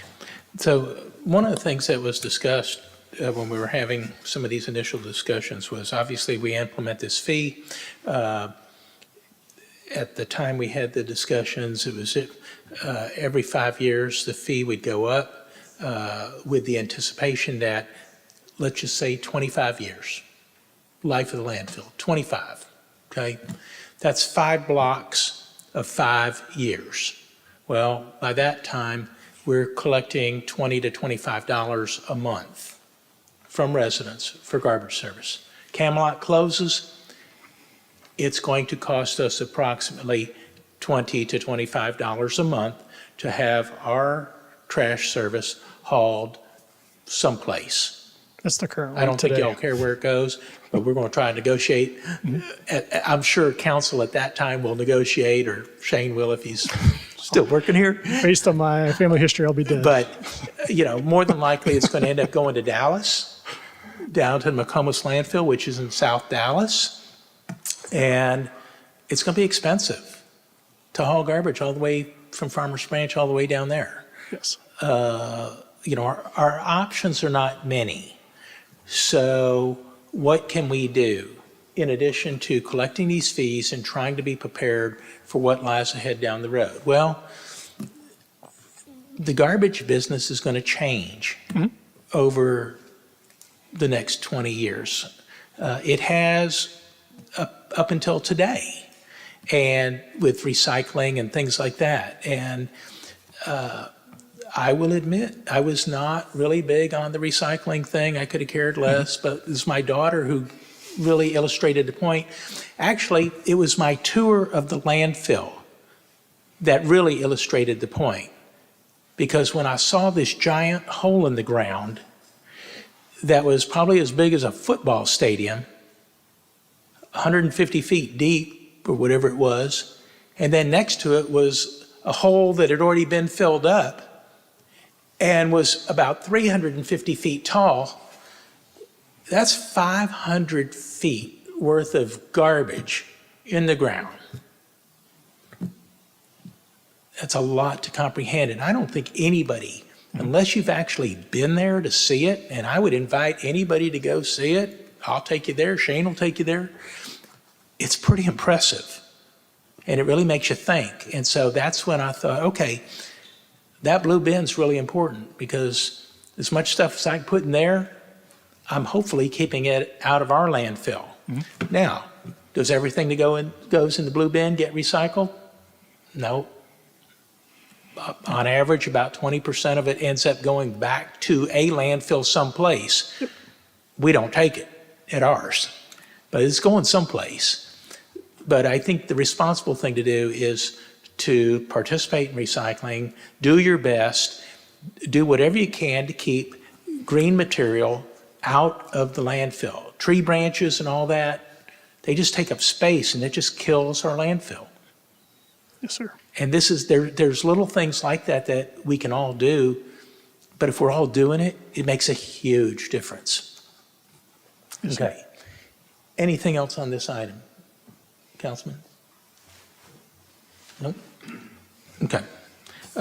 It is marked for action, so if somebody would like to make a motion?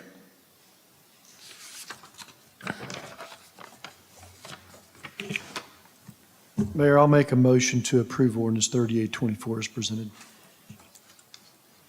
Mayor, I'll make a motion to second that. Very good, thank you. We have a motion and second. Please mark your ballots. Councilwoman? Yes. Thank you.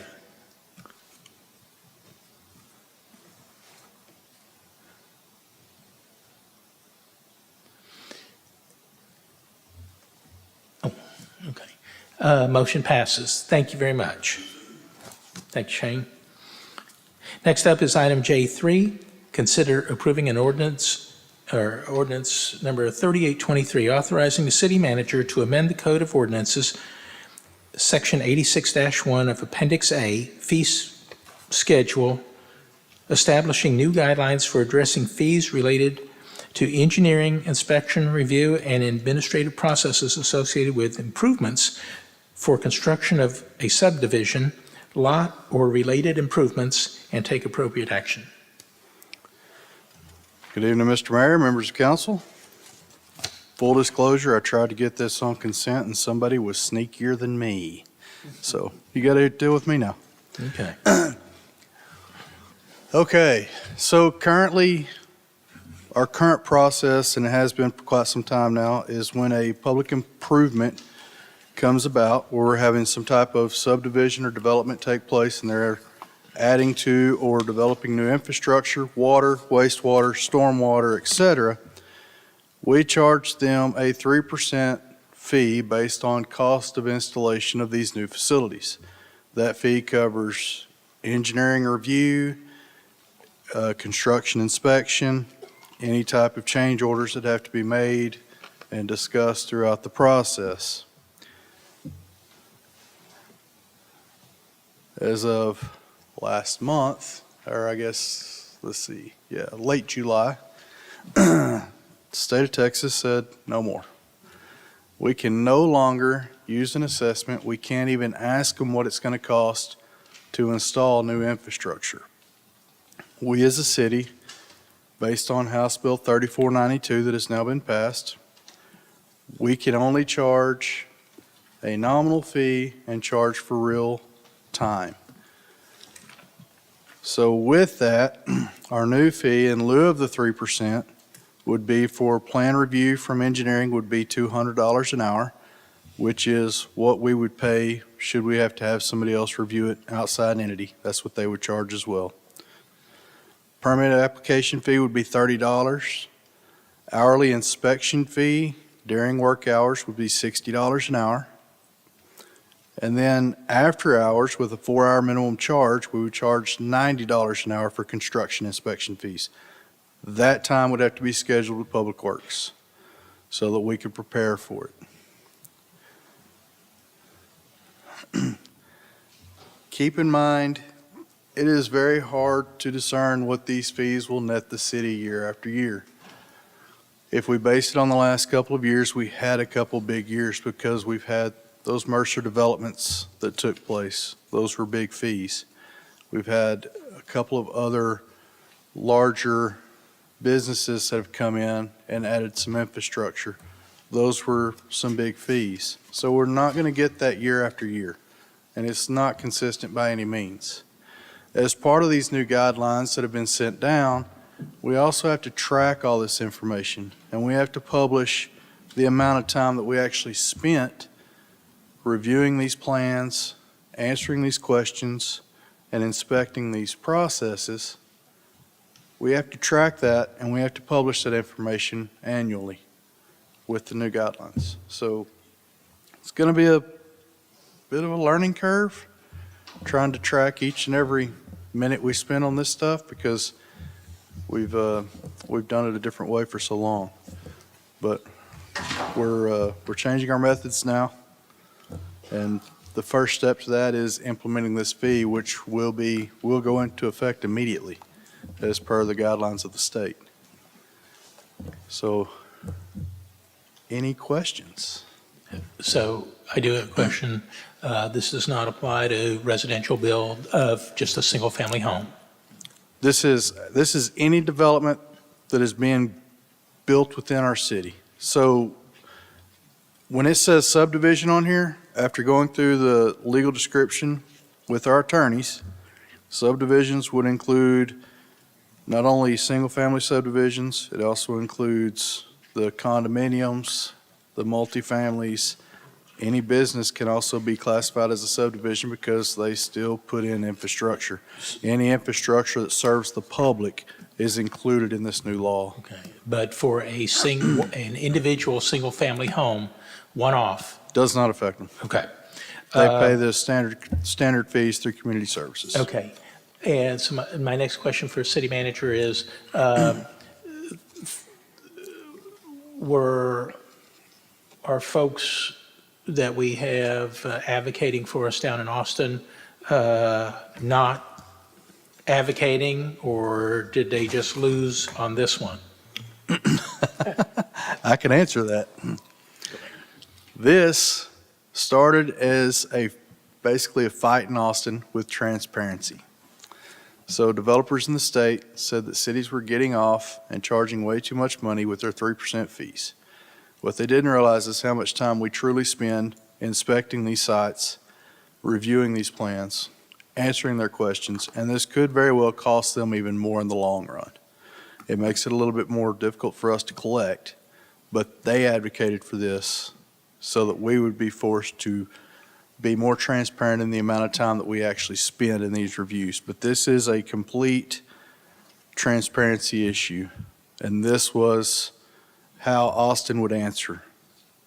They wanted to do away with the 3%, and they wanted to force our hand and say, all right, it's time for cities to show what it is they're actually doing and charge for that actual time. And it could get more costly in the end for developers. Okay. Council? Thank you, Ryan. So I would anticipate at some point there's going to be an analysis done that since you're posting, for each project, what that project is, how many hours you've spent reviewing plans, reviewing the site, going back with the developer, and you're basically going to a billable hours basis now. Correct. With this new fee structure in place. Someone's going to analyze this and determine for a 300-unit apartment complex, the reasonable number of hours is X.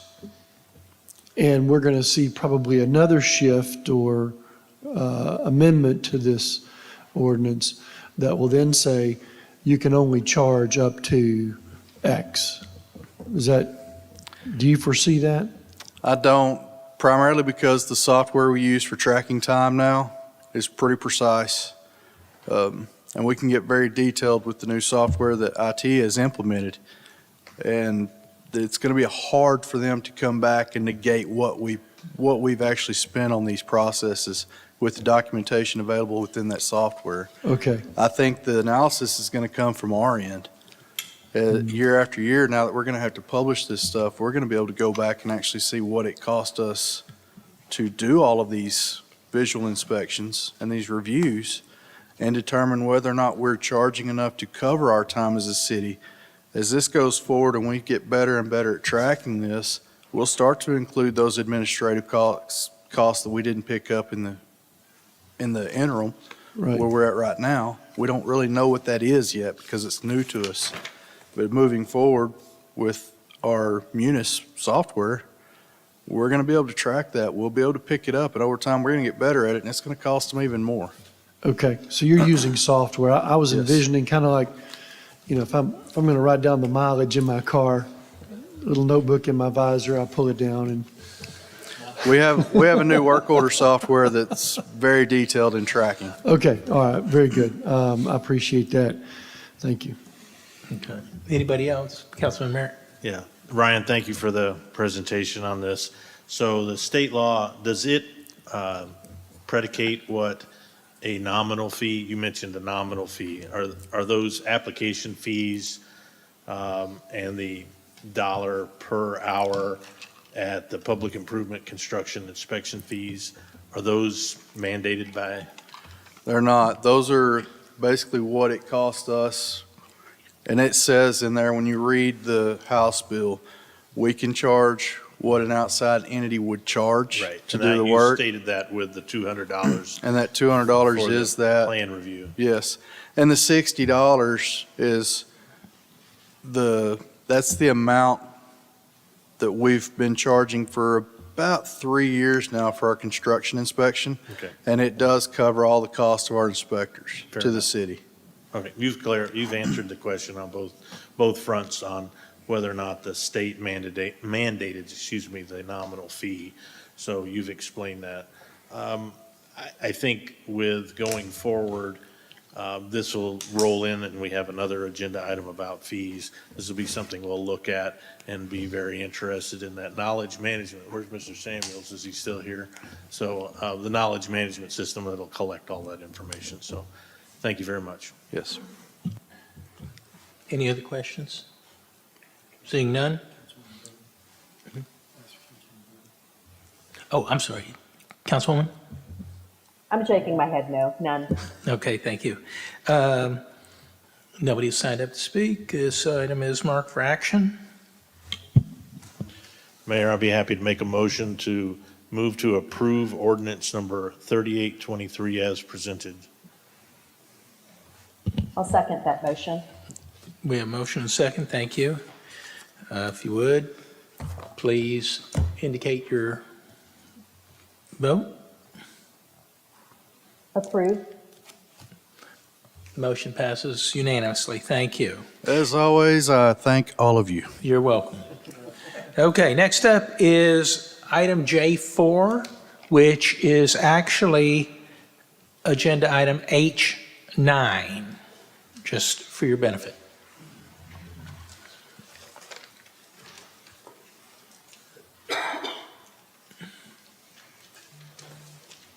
So this is consider adopting ordinance number 3813, amending the Farmers Branch Code of Ordinances, Appendix A, fee schedule relating to various fees established pursuant to chapters 18, 26, 34, 50, 54, 56, and 70 of the Code of Ordinances, and take appropriate action. Mayor, Council, Tammy Zimmerman, Director of Finance. So this is a fee ordinance amendment that we do on an annual basis where we adopt any changes and different departments have brought before you their new fees. In particular, the Event Center is one. The Parks recreation fees have changed. So what I have on the screen, you have a printout of a redlined document that we sent to the city attorneys. City attorney has taken a bunch of the new fees that were adopted, our red line changes, and put them into ordinance 3813. So I wanted to kind of go quickly through the changes that I've identified in the ordinance itself. Under the animals, we have a new fee for the owner surrender. We have some changed fees over here in the right column, which is blue, where it was $20 for a first offense, it's been changed to $50, $40 for a second offense, it's now $75, $60 for a third offense, it's $100. And we have a sterilization surgical fee that was $75, changed to $50. Our microchipping fee has been increased to $15 from $10. So as we go down throughout the ordinance, we also have changes in our business licenses, slight increase for the printed permit from $5 to $10. The renewal late fee was $25, we're suggesting $50. Re-inspections, that's a new fee beyond the first re-inspection fee. We have review of the pool plans and pre-operational inspection, that's new, of $150. And same with below, we have re-inspections beyond the first re-inspection fee of $150.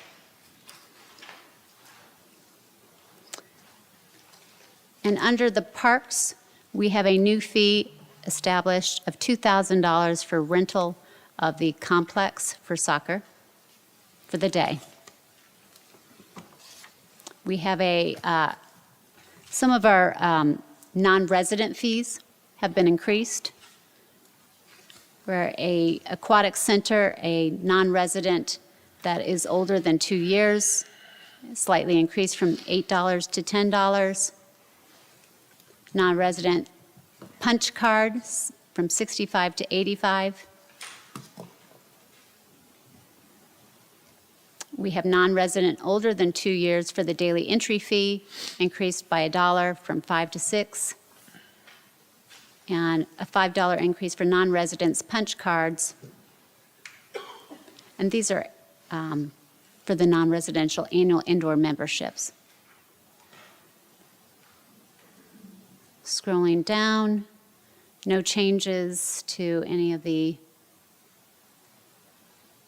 fees on that page, but we're getting to the Recreation Center memberships, which, if you might recall, Maria brought forth, and Jessica Alvarado, and discussion of the membership fees and the changes to those fees. So as you can see there, we have the adult resident has changed.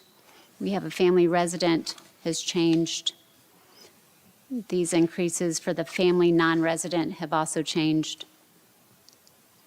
And a new non-resident day pass for the basketball gym and running track.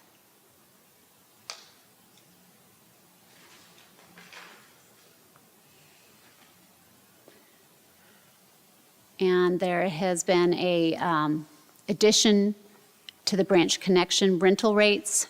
There's a mirrored room, which didn't exist previously, where the rental rates for resident are $75, non-resident $100 per hour, and a $100 deposit. And then your event center rental fees, those are all brand new, and those were brought forth before council separately as well in discussion and study session.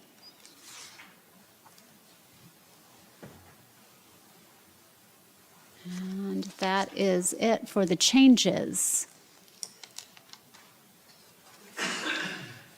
So what we do is we get from all the various departments any changes that they have to their fee structure.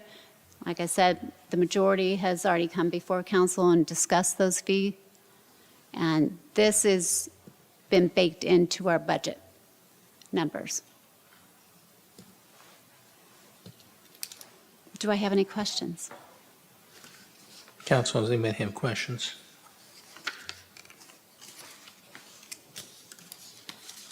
Councilman Mayor?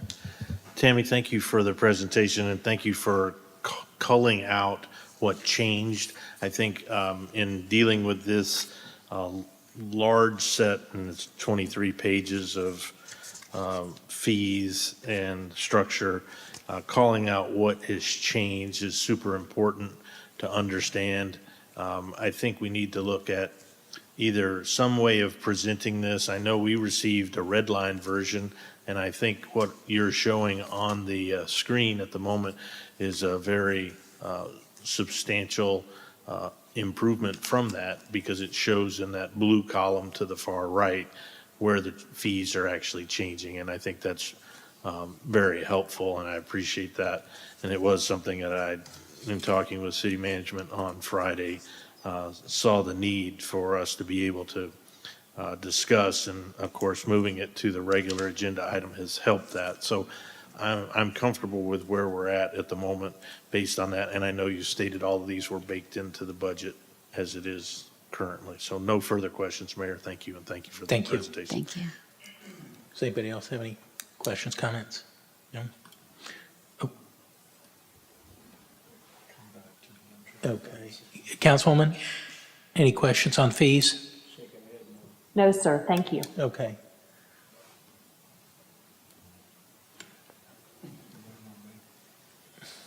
It's all right. Take your time. Thank you, Tammy. I just wanted to point out for the rec center, we've not had a fee increase in how long? It's been a very long time, right? I believe so. There she is. Hi, Maria Minter, Recreation Superintendent.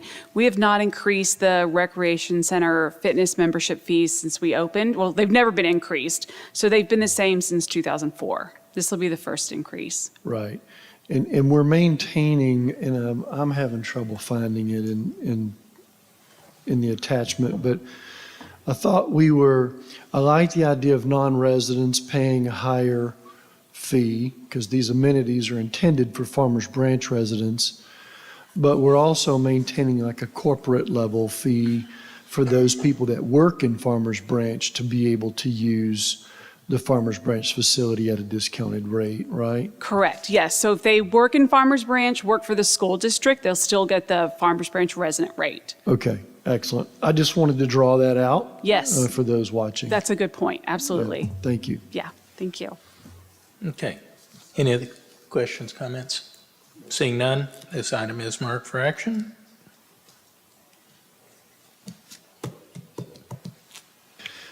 Mayor, I'll move to approve adopting ordinance 3813 as presented. Thank you. Mayor, I'll be happy to second that motion, although it's not always pleasant to increase fees. Understood. We have motion and a second. If you would, please mark your ballot. Approved. Thank you. Motion passes unanimously. Thank you. Next up is taking any action necessary as a result of the closed executive session. There is two items. One is a motion, which I will read. This is a motion regarding TxDOT property.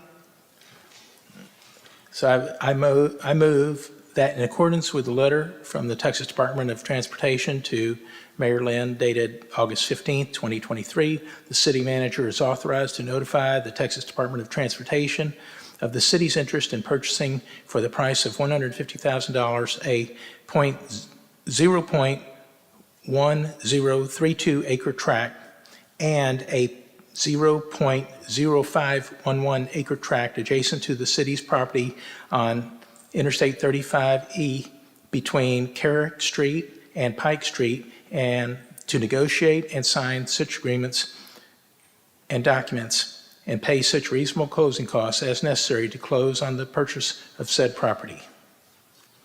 Is there a second? Second. Thank you. We have a motion and a second.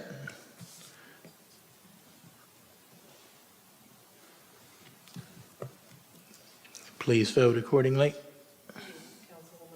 Approved. Approved, okay. Motion passes unanimously. Thank you. The second item is that the city manager is authorized to reach out to the Firehouse Theater to discuss the facility use agreement. He will do that at his earliest convenience.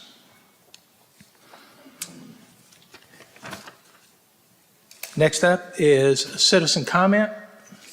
I have one person signed up to speak, and that is Rick Johnson.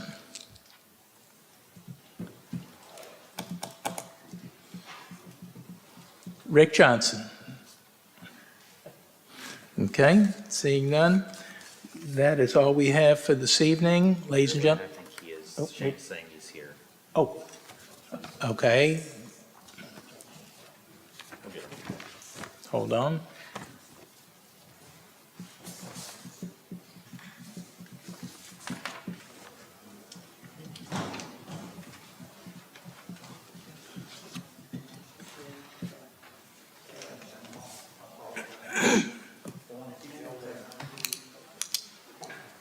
citizen comment. Ladies and gentlemen, Rick Johnson, Harley Drive, Farmers Branch, Texas. Hey, speak a little closer. I said Rick Johnson, Harley Drive, Farmers Branch, Texas. I don't understand how the Firehouse Theater got where they are today. Board members and directors are blaming the city council and the mayor for not supporting the theater. I do not believe that is the case.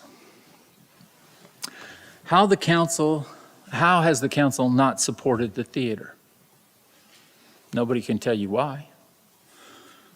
Firehouse Theater received over $1.5 million in support prior to this year from the city.